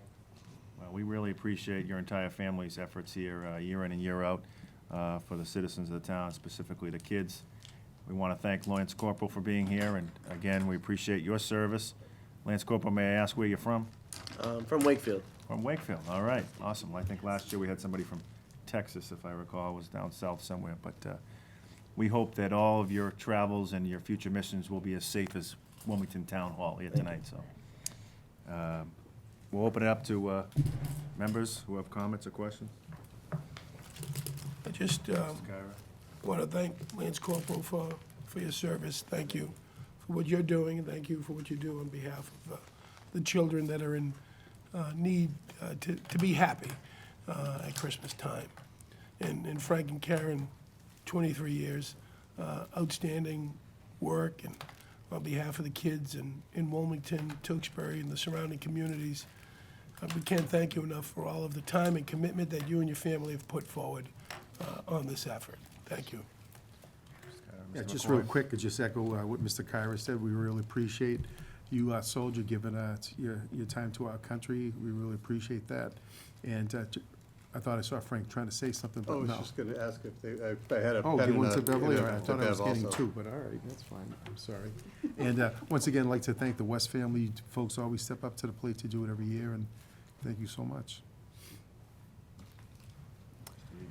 Yeah, just briefly, and not anything really new, but Lance Corporal Marchino, thank you for your service, and also thank you for your involvement with this. And to the entire West family, thank you for all the work that you guys do for this to improve the holiday season, the Christmas season for a lot of folks. So thank you very much. Mrs. O'Mahony? So I really have nothing new to add, but except thank you all for continuing to perpetuate the spirit of the season in great ways. Again, kind of in my real world job as a DCF attorney, I see how important it is for children to be remembered at this time of year. So we really appreciate the little worker bees and angels like you guys that make sure that happens for them. So thank you for that. Well, like I say in closing, every year I say that, we put out empty boxes, and it's through the generosity of, the residents of the community, the businesses in the community. They're the ones that do the heavy lifting, they're the ones that are buying the toys, putting them in the boxes, so I just, again, want to thank everyone who participates, and again, thank the manager for allowing the box here at Town Hall, and everyone in the community for their support of the program. Like I say, we're not going to solve all the world's problems in one night, but at least if we can, put a smile on a couple of kids' faces around the area, that kind of makes Christmas nice for everyone. So with that, I'll just say Happy Thanksgiving. Listen, we miss not to say Happy Thanksgiving and Merry Christmas as well to the board members here. Thank you, and back to you, but we do want to plug your event one more time. It's on the 8th of December at West Realty on Main Street, and the time was? 11:30 a.m. to 1:30 p.m. 11:30. Okay, last year we got to meet someone from the Bruins. This year it sounds like somebody from pro wrestlers. So we want to encourage folks to get involved, and we hope the whole community will rally around this cause. So thank you so much. Appreciate it. Happy Thanksgiving. Lance Corporal, one more time, thank you on behalf of our community for your service. Thank you all very much. Happy Thank you. holidays. Merry Christmas. Thank you.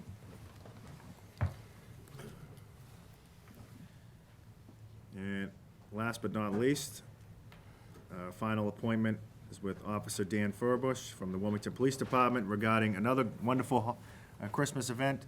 Santa is coming to town again. Officer Furbush, good evening. Good evening, everyone. It is that time already, again. This year is going to be our 5th annual Santa Parade. We've been doing this for 5 years. I can't say it. The amount of people that come out every year is just amazing. We're going to do stuff similar to like we did last year, where we kick off at 8 a.m. from the Public Safety Building. And we tour the town and try to get it to as many neighborhoods as possible. We also include 5 stops, which will be bringing Santa and his friends off to the town. This year, we're making 5 stops to the Public Safety Building, the Shawshene School, the Town Hall, Woburn Street School, and North Intermediate. As every year we've done in the past, we'll be collecting food for the food pantry, for the Wilmington Food Pantry. We also collect toys for the Wilmington Children, which is a program that the fire department has, similar to the Toys for Tots, but it's just for Wilmington children. We also provide a table where we encourage children to write thank you letters to the troops. In years past, when we had units that were from deployment from Massachusetts, we mailed them all the letters that we gathered. Last year, we sent all letters over to Lou so he can disperse them as he felt necessary, to like the VA hospital or whatever, to some of the residents that needed a good thank you over the years. It's kind of tough when we're all sitting at home by our Christmas trees or however you celebrate the holidays, and sometimes you forget about the people that are still overseas that need a thank you, need a little bit of a pickup. So it's a great program. I got to say, the amount of toys, the amount of food, the amount of letters that we get, I mean, I can't thank the citizens enough of this town. I mean, we get so much. Last year, it was amazing. We had people lining the streets as the parade was going through, just handing out toys, handing out food as we pass. We have a lot of volunteers from the police department, the fire department, Department of Public Works, also some of the local businesses that come around. I'm sure, I don't know if any of you guys have been around, but you've seen it when we come here, we provide an opportunity for people to sit down and take a photo of Mr. and Mrs. Claus. And it's a really good time. Kind of brings the holidays here to Wilmington. So. Excellent. So you want to remind folks the date and the times you'll be around? Absolutely, yep. So it's not to crowd the day, but December 8th is going to be the day. We kick off at 8 a.m. We have a Facebook page. It's called Wilmington Mass Santa Parade. That will provide all the information on the actual parade, but it's also an ability where we try to, it's the best of our ability, live stream where we are throughout the entire day. Just for an example, again, you can get all this information on that site. We're going to be doing a stop at 9:30 at the Public Safety Building, 11 a.m. at the Shawshene School, 12:15 we'll be at the Town Hall, at 1:30 we'll be at the Woburn Street, and 4 p.m. at the North Intermediate School. So we'll be going to about 5. We hope to be pulling into the Public Safety Building, and we try to remind the citizens every year, obviously weather-related.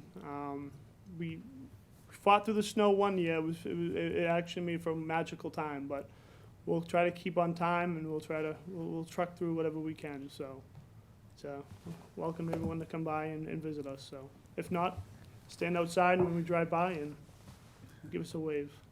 Absolutely. So I know the route is on your page. You guys will promote that. In addition to folks, you just listed the times, but most importantly, December 8th, kicking off at 8 a.m. You can expect Santa Claus to be here in Wilmington, so we He'll look be forward to here. that.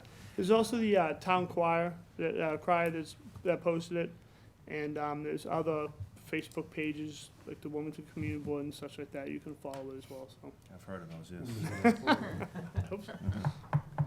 How about, and and the Wilmington Apple would be remiss Oh yes, not to mention.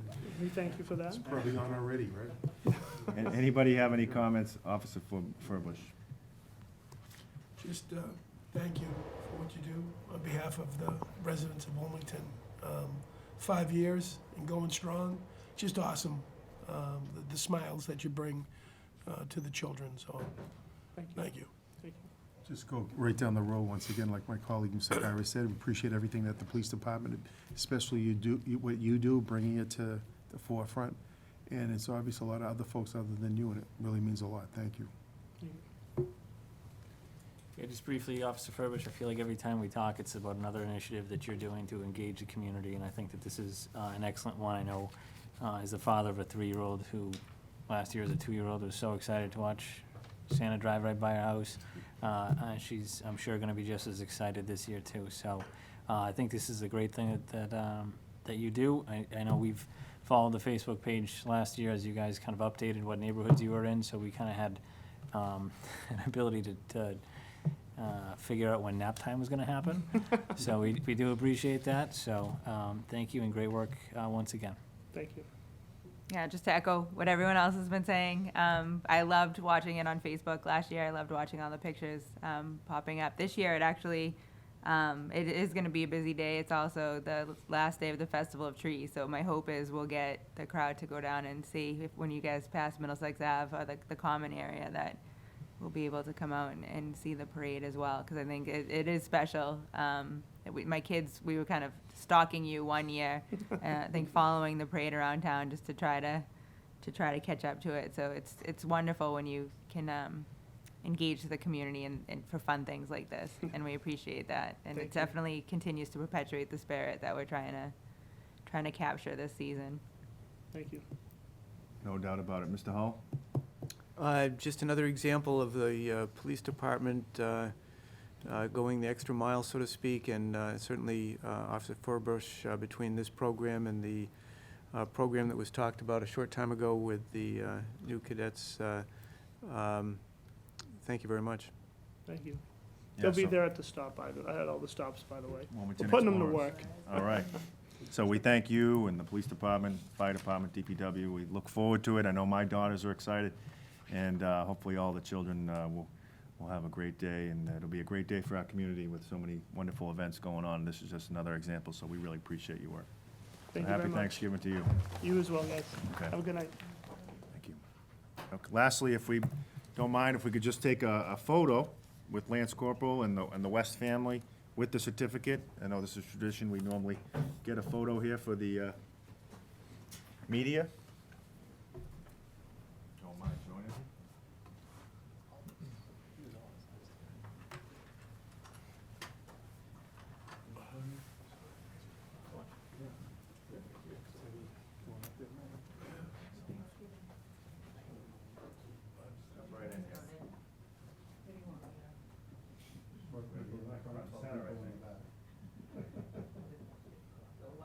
See everybody?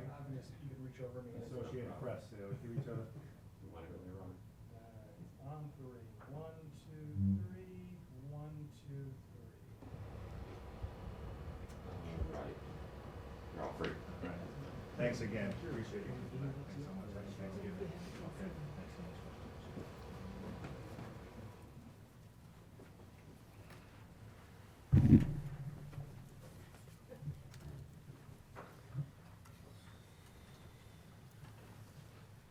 All right. So we'll move into communications. Mr. Hull. Yes, the first item under communications is an NET, New England Transrail status report. You'll recall that as part of the directive from the Surface Transportation Board, every 90 days, NET and Wilmington Woburn Intermodal are required to provide a status on their efforts to pursue an alternative to the proposal that was on the docket in terms of the transloading. This particular status report notes that it's still considering the possibility of a warehousing project, but essentially it recognizes that there's still some measure of debate, if you will, going on between EPA and Olin over the scope and the full remediation plan. And essentially, it seems to suggest that at this point, they will not be pursuing any further action until EPA comes out with its final remediation report and the path forward, so to speak. I would just note that there have not been any communications between, other than perhaps between our council and theirs over the update report. There has not been any other communications between the town and NET with respect to any kind of a warehousing development. Next is a memo from me to the board with regard to recent developments along the Wildcat line. Anyone, I'm sure many people have become aware of the efforts, I guess, on the part of the MBTA in Keolis through a contractor to clear the Wildcat line of brush and other debris. It's pretty stark, quite frankly, in terms of the amount of clearing that has been done along that stretch. It was brought to my attention through a couple of calls that we received from residents who were a little frustrated, I guess, and dismayed, certainly by the amount of clearing that was done. It's essentially removed what had been a relatively stable vegetation buffer along the rail line between the backyards of many people and the tracks itself. And the questions that were brought to my attention is whether there's going to be any effort to remediate this by restoring some kind of a barrier. I've had a couple of conversations now with a gentleman by the name of Patrick Nestor, who's the Community Engagement Officer with the MBTA. He's still in the process of trying to track down the program that is responsible for this and come back with information about any kind of remediation. I've also spoken with Representative Robertson, who in turn has received calls on his own, and I know he's been looking at having conversations, or has had conversations with Mr. Nestor as well. So I think this is going to be an ongoing issue. I noticed Sunday I happened to be out over in the Salem Street neck of the woods and saw that there were some personnel out there doing some work. So we will continue to pursue whether there's what the MBTA will be doing with respect to any kind of restorative efforts. Yes, this is certainly, I think everybody's probably been made aware of this over the last couple of days. Myself, I was out in the area of Railroad Ave and Lawrence Street and Gloria Way over the weekend just to take a look. I too fielded some calls. Really frustrating to see how drastically some of these neighborhoods have been changed without, seems like, any notice at all. So I guess my concern going forward is we can't bring the trees back, but my concern is what might be next. There are going to be some planting, some fencing, some type of, what is the plan from MBTA? So I'm really look forward to seeing what they have in store, and whatever they have in store, if they could keep us abreast. Know that this is the first time the town was really notified of this, is when our residents reached out to us. Is that correct? Certainly in terms of this level of activity, I don't recall, there may have been some kind of a general notice previously. I think it's interesting from my perspective, and ironically at the same meeting, there's correspondence later on where Eversource is doing some similar work, and they have, as I understand it, provided notice to the abutters along their utility corridor. So, but certainly, to my knowledge, that hasn't happened here. Yeah, I think about the process that a resident goes through to have a tree removed, and to see all these trees removed at once is really concerning. Mr. Eaton? Oh, yeah, thank you, Mr. Chair. I have also been really just dismayed at the scope and breadth of the just scorched earth clearing that has gone on down the Wildcat Branch over the now 3 weekends. And I, like everyone else here, I got our packet on Friday night, and the memo with regards to this is really the MBTA, our community engagement officer is, at least as of Friday, still trying to figure out what specific program the town has been subject to over now 3 weekends. And it just, I spoke to Representative Robertson on Thursday about this. I know we've all been on the receiving end of phone calls of residents that are rightfully upset that they were provided little or no notice. I did talk to one resident who said that an individual from a tree company had knocked on his door and said that some trees behind his house were going to be removed, and the resident asked, okay, when? And he said, well, they're about an hour away. And to me, I think that's completely unacceptable. Mr. Hull, you bring up a very good point that Eversource is doing the right thing and notifying folks ahead of time as to what's going on, at least to this point. I think to provide just a knock on the door an hour ahead of time, most folks, or many folks, might not have been home and might have come home from wherever they were at on a Saturday or Sunday and realized that a lot of the natural brush that was growing behind their houses or in front of their houses, depending on how their house is situated, were removed. I think it provides, certainly, even if you're right near the train tracks, the suburban feel, if you have that natural buffer to deaden the noise and to kind of obscure the view of an Amtrak train or a commuter rail train that's going by. I did, after receiving this memo on Sunday morning, I went for a jog, and the Northern Tree Company trucks were just parked right near the tracks at Glen Road, so I ran up the tracks and I started talking to a couple of the guys. I know, it's like to the point where like I 100% looked like a crazy person running up the train tracks on a rainy Sunday morning because the town manager's office, the state representative, and our state senator haven't been able to get any kind of an answer from the MBTA. I had to run and then talk to 2 guys that were just like watching somebody else cut down a tree to get some kind of answers. And the 2 individuals I spoke to, I pointed out like trunks that are 3 inches in diameter that are nowhere close to being any kind of obstruction to any kind of a train, were just being cleared. And they were at least professional enough to give me the phone number of their supervisor, and I got home and I spoke to him at length. He was at least able to provide me with the information that it was Keolis that had contracted with Northern Tree, not the MBTA. He said that they were contracted to deal with 3 different issues, one being the issue of slippery rail, which is not a term I'm familiar with, but I guess is a colloquial industry term for what happens when debris gets kind of ground into the rail by a passing train. So it's usually sticks and leaves and the such, and it forms kind of a black oily substance, and it compromises the ability of trains to slow down or to stop.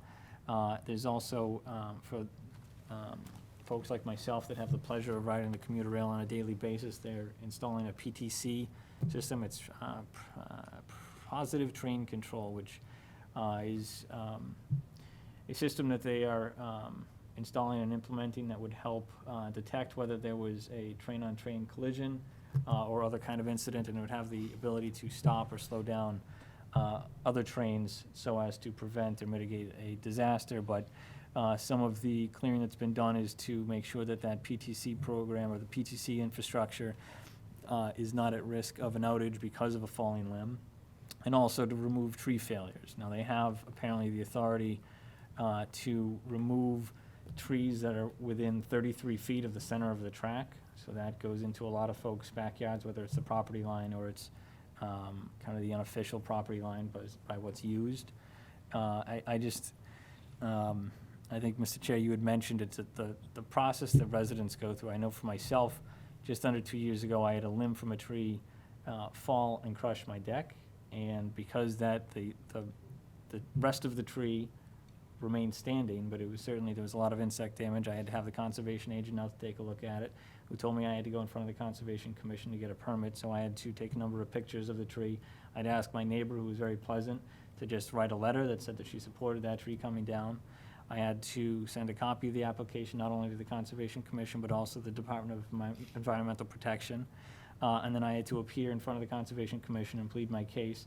And then after I got a permit, I had to wait 10 days to cut down one tree, which was really 3/4 of a tree because a quarter of it had crushed my deck.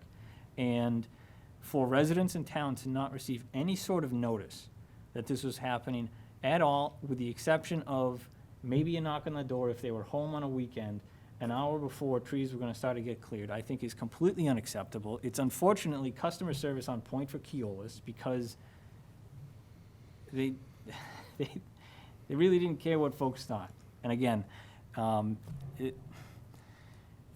this is damaging to the value of folks' homes, because if you're looking out your back or your front door and you're seeing an Amtrak train or a commuter rail train just right there, the noise is not being deadened by any sort of natural buffer, and you're just seeing a train, it's not at all, I think, acceptable. It's really infuriating. I do credit Representative Robertson for getting involved with this as well. The Railroad Ave, I'm sure any of us who've received phone calls, that the road is very close and it runs parallel for a good portion of it to the Wildcat branch, but there was a nice kind of tree buffer. And that tree buffer was, and I looked at the GIS maps, it's owned entirely by the railroad, and they just scorched earth cleared all of it. So you're just looking at stumps and a chain link fence and stumps and train tracks. And it's just completely changes the nature and feel of that neighborhood. And I think what is done is it's just astounding, that the contrast. And I get that the railroads shouldn't have to go by the same rules that I do, because if they're in so many different communities, if they had to file the same applications for every single tree, it's just not conducive. But at the same time, it's so stark in contrast to what residents have to deal with. And the amount of trees that were cleared was so above and beyond what I think would possibly be necessary, that I really think that Keolis, at the very least, needs to be able to answer for what's happened here. Because a lot of people have been injured by a reduction in value of their homes and a decreased quality of life, because what was their home is now different. And they had no idea it was happening, but for maybe a knock on the door an hour ahead of time. And I just think this entire situation is outrageous. I really do. That's it for me. Thank you, Mr. Eaton. Well said. I don't think I could put it much better. I want to add that when I visited Railroad Ave, you spoke about the fence. It seemed to me that some of those trees were holding up that fence, and now that fence may not last much longer. So, I'm curious if they have an answer to what's going to happen. What's the future of that fence, and who's responsible for taking care of that fence? So, yeah, frustrating, but we're very well said, Mr. Eaton. I do see the Representative Robinson's here, and you mentioned his name quite a bit. We do thank you for looking into this. I want to give you an opportunity to speak, if you would. Yeah, well, I just wanted to say it was particularly frustrating. Mr. Eaton brings up a point. Residents of Railroad Ave first called. I drove past the weekend of Veterans Day to go over to the Veterans Breakfast and noticed there was a crew there at the level grade crossing. Figured, well, it must be a light out, emergency repair. These guys don't work on Saturday.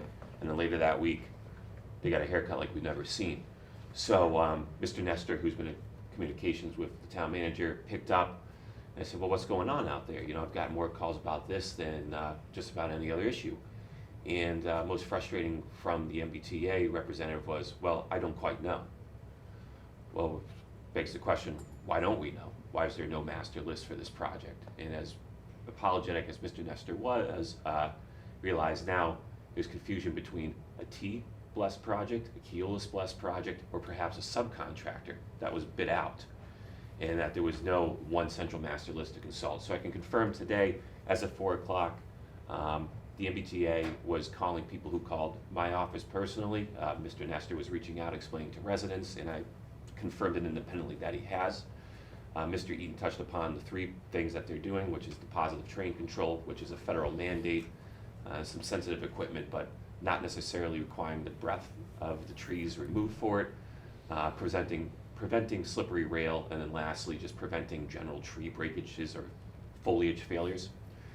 My next question to Patrick after this was, I mentioned that it was on the agenda meeting tonight and that we were getting more phone calls by the day, was what was the mitigation technique, whether it required foliage or fences or a combination thereof. And I specifically highlighted Railroad Ave and some of the adjoining seats that run parallel, specifically because my concern now was as well, kids were kind of bounded by mom or dad saying, don't go beyond the trees, and now it's just straight onto the tracks. And having rid in the command car of the train a couple of times, it's amazing how people use those tracks to walk their dogs or play or what have you, and they don't realize because of the way the Doppler effect goes with the trains, they come up quick.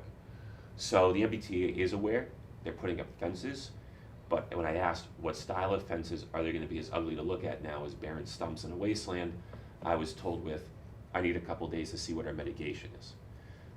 The T was also worried about the precedent of saying, well, now every other community is going to demand this kind of mitigation, which, to be honest with you, beyond the scope, shouldn't be a concern of the MBTA. It should be there to make sure that the people who are boundaries and neighbors of the tracks meet up with their property boundaries are happy as the general public. So I'm sorry, I really don't buy the MBTA's excuse that they don't want to have to do it for everyone. I think that should be part of what they do. So I'll let the Hembrys know and a number of other folks who call the office in the next few days what the mitigation plans are.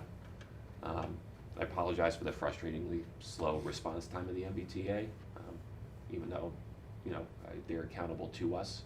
I do feel the need to apologize to everyone at home that's going and watching this, and encourage anyone that has any sort of problem, either let Mr. Hall and the select board know so they can relay the concerns. We can compile this list to make sure everyone who woke up to this or came home to this has their property restored as best they can after this fiasco. And thank you, John, for going up and kind of lighting the fire independently underneath them. Being able to confirm everything from a number of different sources and provide a lot of great information for that. Thank you, Representative. Appreciate you keeping us updated. Now you'll continue to do that as we hope to find out some more answers in the near future for the residents. I was told by Wednesday, so I'll keep you all abreast of developments. Thank you. And so to the residents who have been affected, we hear you and we certainly understand your frustrations, and we want to make sure you get the answers you deserve. Next, under correspondence, is a memo from me to the board with respect to an invitation to the Elderly Services Commission. This is an invitation for the commission to meet with the board. It's slated for December 16th as a follow-up from the facilities discussion about our proposed master plan on buildings.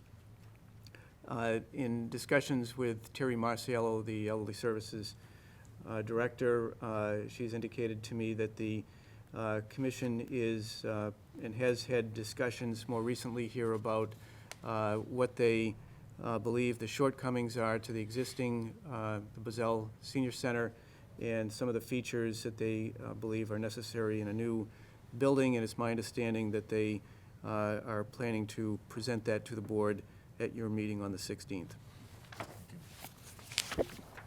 Mr. Chair, will we be given this information before that meeting?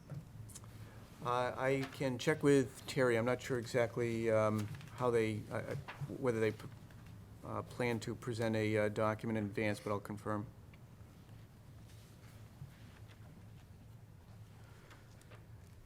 Next is memo with respect to a recent sale of surplus vehicles. You'll recall back in October, I came to the board requesting authorization to dispose of through a sale surplus equipment, and as a consequence of that, there was a bid that took place on November 13th. There were 12 different items, most of them vehicles. And as a consequence, there were 435 bids that were received and ultimately generated just under $12,000 worth of proceeds from the sale of those vehicles and equipment, and those funds go into the capital stabilization account.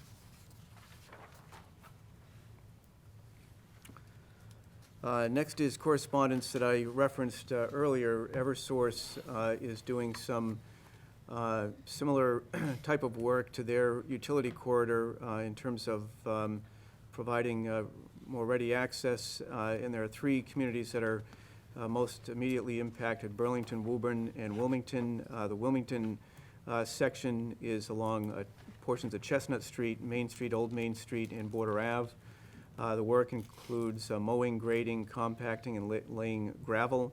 Notice has been, as I'm told, issued to the neighbors.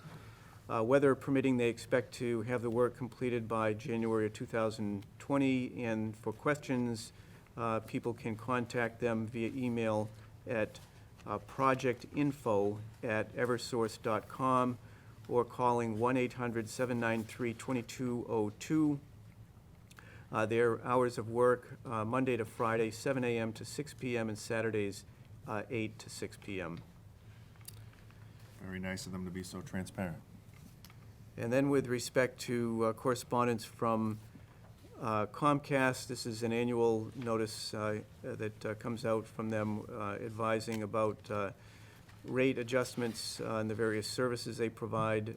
These rate adjustments will be effective December 20th, and the notice goes out to all of their customers. Thank you. We have two items for board to consider. Yes, the first item is with respect to an MWRA grant loan program. You'll recall at the last town meeting, the approval was granted for $856,000 in the form of no-interest loans and grants. It was predominantly grants, but there was also a loan component. So a portion of that, $428,000, was borrowed last year. $107,000 was the actual loan portion of that, and the Board of Selectmen authorized that last spring. The board is again being asked to authorize a similar amount, or actually identical amount. And this is for work associated with repairs to the sewer infrastructure. So there's a number of different rounds of grants and loans that the town has pursued. I believe this is round 9 or 10. Prior rounds have been used to assess the areas where there are leaks in the system, either infiltration or inflow, which is problematic to the system because we get charged for excess flows that go into the sewer lines and ultimately wind up at the MWRA sewer treatment plant. So as a consequence, the funds that will be, if the board authorizes this, this funding will be used for the corrective actions that will be required to seal up the sewer lines in various parts of town. So with that, I would just note that the board is being asked in the first instance to vote that the sale of $107,000 in sewer bonds of the town dated December 9, 2019 to the Massachusetts Water Resources Authority, the authority, is hereby approved, and the town treasurer or other appropriate town officials is authorized to execute on behalf of the town a loan agreement and financial assistance agreement with the authority with respect to the bond. The bond shall be payable without interest on November 15th of each year in the principal amounts as follows, and then it references the amount of $10,700 beginning in 2020 and running through 2029. So that would be the first vote for the board to consider. Okay, is there a motion? So moved. Thank you. Motion's made. Is there a second? Second. Motion's made and seconded. Any discussion? Seeing none, all in favor? It's unanimous. And then the second vote being asked of the board is that each member of the Board of Selectmen, the town clerk, and the town treasurer be and hereby are authorized to take any and all such actions and execute and deliver such certificates, receipts, or other documents as may be determined by them or any of them to be necessary or convenient to carry into effect the provisions of the foregoing vote. Is there a motion? Thank you. Motion's made. Is there a second? Second. Second, any discussion? Seeing none, all in favor? It's also unanimous. Thank you. So I would just suggest, since there's a number of documents for the board to sign, that this be done after the meeting in my office. Okay.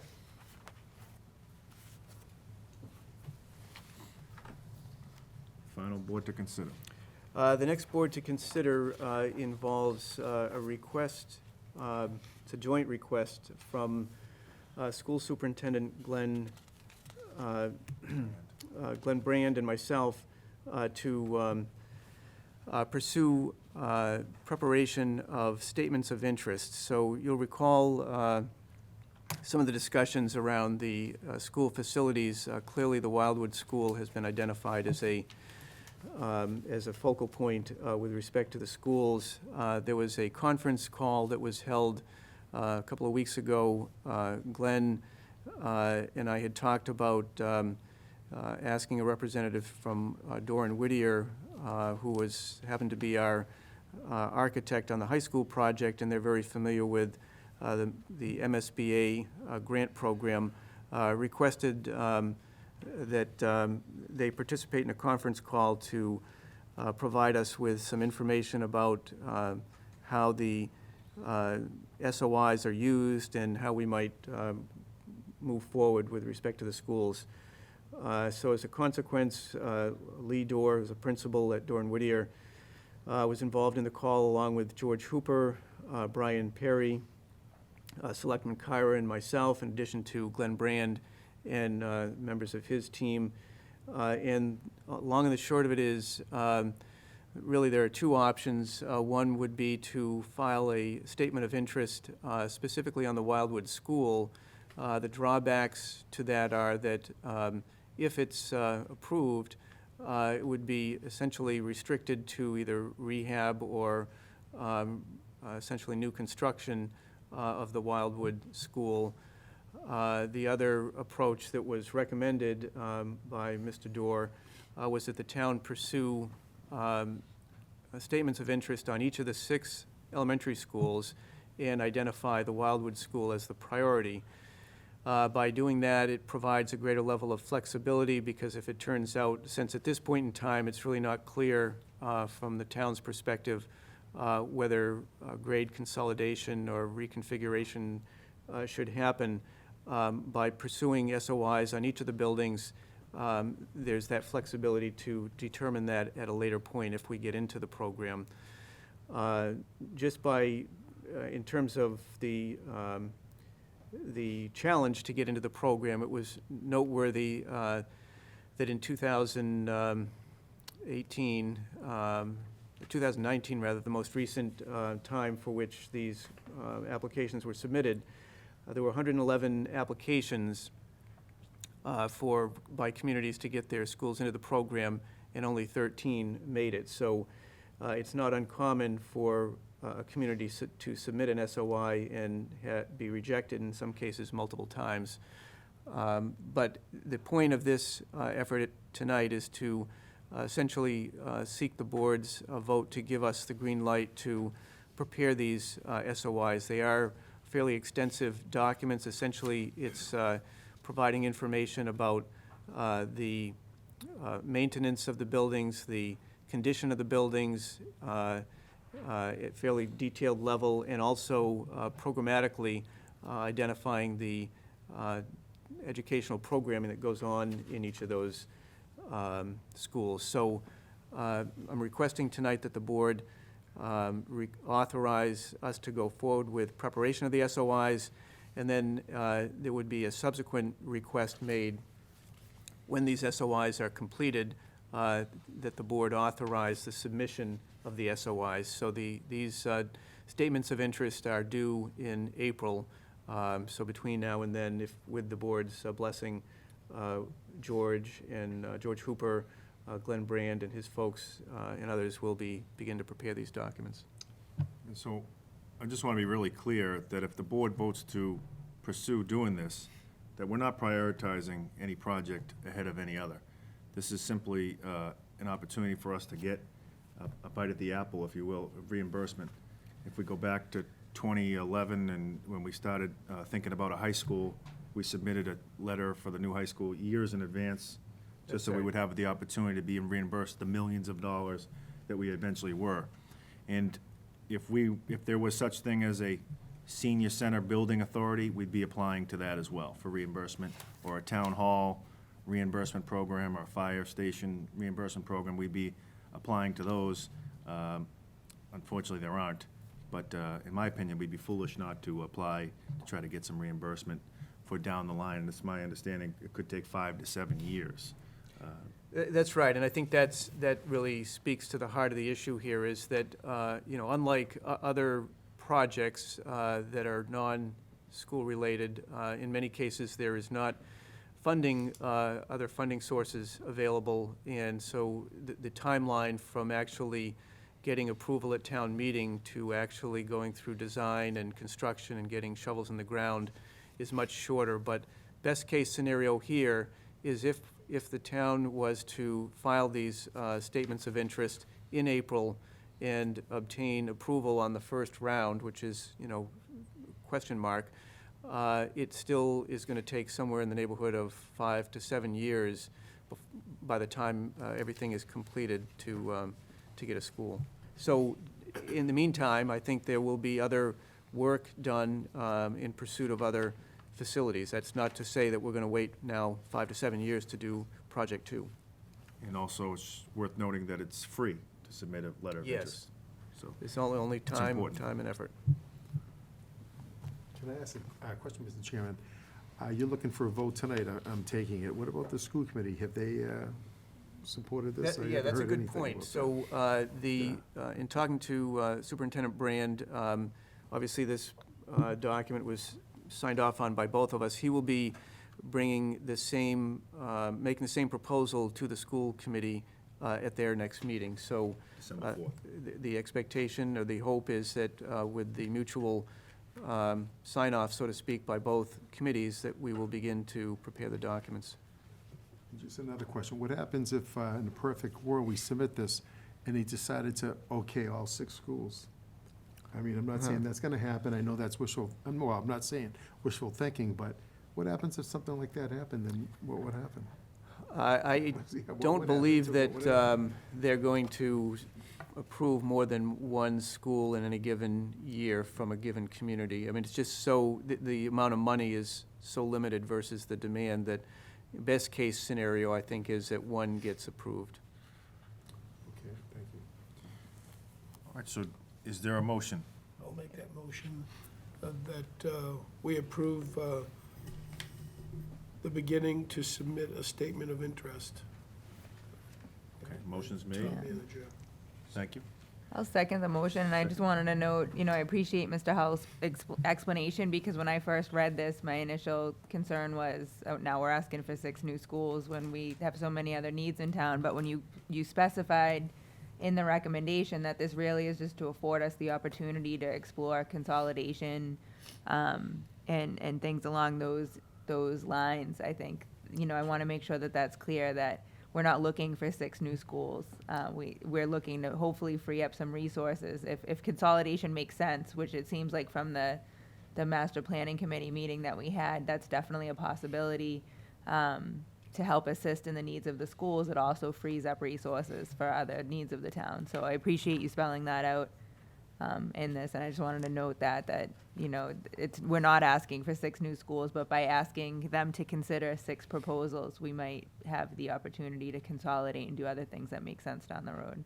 That's right, and I think one of the important things that came out of that conference call was the indication that we received that MSBA is actually supportive of the idea of working with towns and school districts to help us to develop a more broad-based plan rather than focusing on one school now and maybe another school 5 years from now, but as part of the feasibility study that would be done, should we be allowed into the program, part of that feasibility study would address whether consolidation of schools is advisable.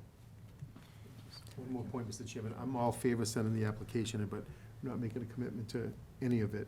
But to let the paperwork go forward and just to see what happens down the road. And obviously, we'll have a healthy discussion at that time, if and when that happens. It's important to note as well, Mr. Chair, Mr. Hulkin, as he mentioned before, that these are gonna be prioritized as they're, as they're developed. So, like was said, they may choose one, the top one, or they may choose the sixth one. Right. And once everything is once these statements of interest are in final form, they will be, copies will be provided back to the board, or at least in some summary form, so that the board can take a look at those, and then if the board is so inclined at that point, authorize us to submit them. And again, it should be noted that under discussion here that, down the line, whether it's 5 years, 7 years from now, whenever, that ultimately the residents of town would decide at town meeting on the pursuit of any project. But this gives you the opportunity to have that day come, in the near future with some possible reimbursement, like we did with the high school. Is there any further discussion? Mr. Reed? Just briefly, just to really kind of drive that point home, that so folks don't misconstrue this. What this really is schools are paying for schools. There's the Mass School Building Authority, which offers significant cost reimbursement for the building of new schools. It's a process unique to schools, so that what we're doing is we're essentially letting them know that we have interest in doing this, but it's not a statement of priority for other buildings in town. This is just the hoops that we have to jump through so that 100% of the cost doesn't fall to the residents. It's more whenever this happens, which will be years down the line. You mentioned kind of the time frame for the high school. It was, I think, 2011, and it opened in 2015, so that was, quite some ways away. Really what we're doing is we're trying to reserve a spot, and we're seeing if they're gonna kind of let us get green lighted at this point, but the facilities master plan discussion is certainly not over and done with at this point. Absolutely not. Okay. One more quick point. Now that we're talking about I'm glad Ms. Heaton brought that up. I was just thinking about the high school, the MSBA. Maybe I'm wrong. I thought I read somewhere, Jeff, are we supposed to get a $3 million reimbursement from them on the money that we spent on the high school? I thought I read somewhere that we're still waiting for that money, or if I'm wrong, I apologize. I don't believe it's $3 million. There is money that we are eligible to receive as part of the project closeout, which I think we should be happening here in the next course of the next year or so. But I don't think I think $3 million is more than the amount. All right, thank you, Mr. Manager. Thank you. Okay, so we have a motion and a second. Any final discussion? Seeing none, all in favor? It is unanimous. Thank you. And we are on to public comments. Would anybody like to make a public comment? Okay. Seeing none, we'll move into announcements. I'll just start by simply wishing my colleagues and everybody in Wilmington a very happy Thanksgiving. Hope everyone has a safe and wonderful holiday. I'll just make one quick announcement. A year ago, I bet Mr. Kratman that the Wildcats would beat the Redmen. Unfortunately, that didn't happen, so I had to pay at his favorite breakfast place. And a year ago, I said, well, next year I'm going to do the same thing. So I go Wildcats, and don't let me down. I'm with you, man. So we're going to do it again this year. So I'm with you. Thank you. Go Wildcats. Yeah, just to echo those comments, happy Thanksgiving to everybody. Let's hope the Wildcats take it home. I think we're playing in Tewksbury this year, right? Yeah. 86th game. Thank you. Just happy Thanksgiving, everyone. I just wanted to make a quick plug. Last week, I had the opportunity to participate in WCTV's organization night, and it was awesome.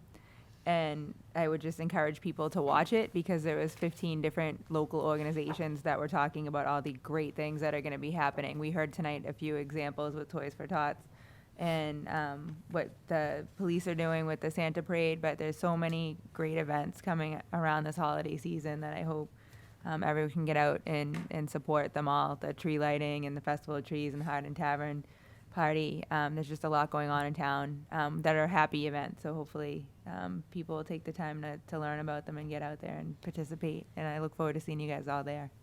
Absolutely. It's a great time of year. Mr. Chairman, if I can say, unfortunately, I lost the bet, so I had to pay for the breakfast at the Lantern in Tewksbury. I gotta tell you, not bad. So I recommend anybody going there. It's a pretty good restaurant, the Lantern, right past the Deli King on the left. Good. All right. All right, is there any new business? Yes, Mr. Chair. Just, I noticed that there was no update on the Munis, so I don't know if there was just not enough time to provide us one. So I'd like to request that we do an update on the Munis. Okay.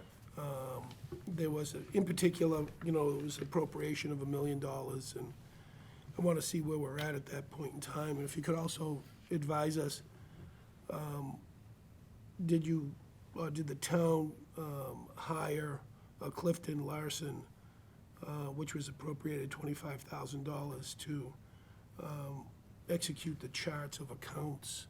Was that ever Yes. done in that process? And also, I know that there was a $250,000 of maintenance that was appropriated as well. I want to make sure that we haven't paid any of that, knowing that the Munis system is not up and running. So I know we contracted a maintenance, I believe, if I get that figure correct. So I hope to goodness that we're not paying $250,000 a year and, not having the system up and running, so. Can we get a Munis update on the 16th?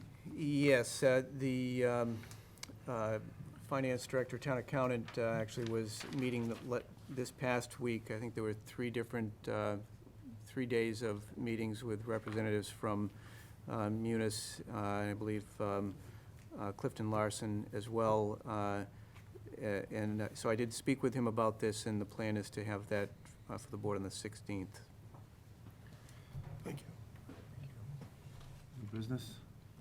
I just want to put out there that we'll formally want to invite anybody from Keolis here to our meeting, that if they want to give us some explanations, you're welcome at any of our meetings, if they're watching out there.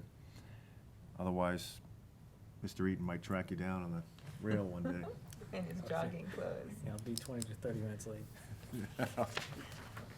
Okay. Important dates, Mr. Hull.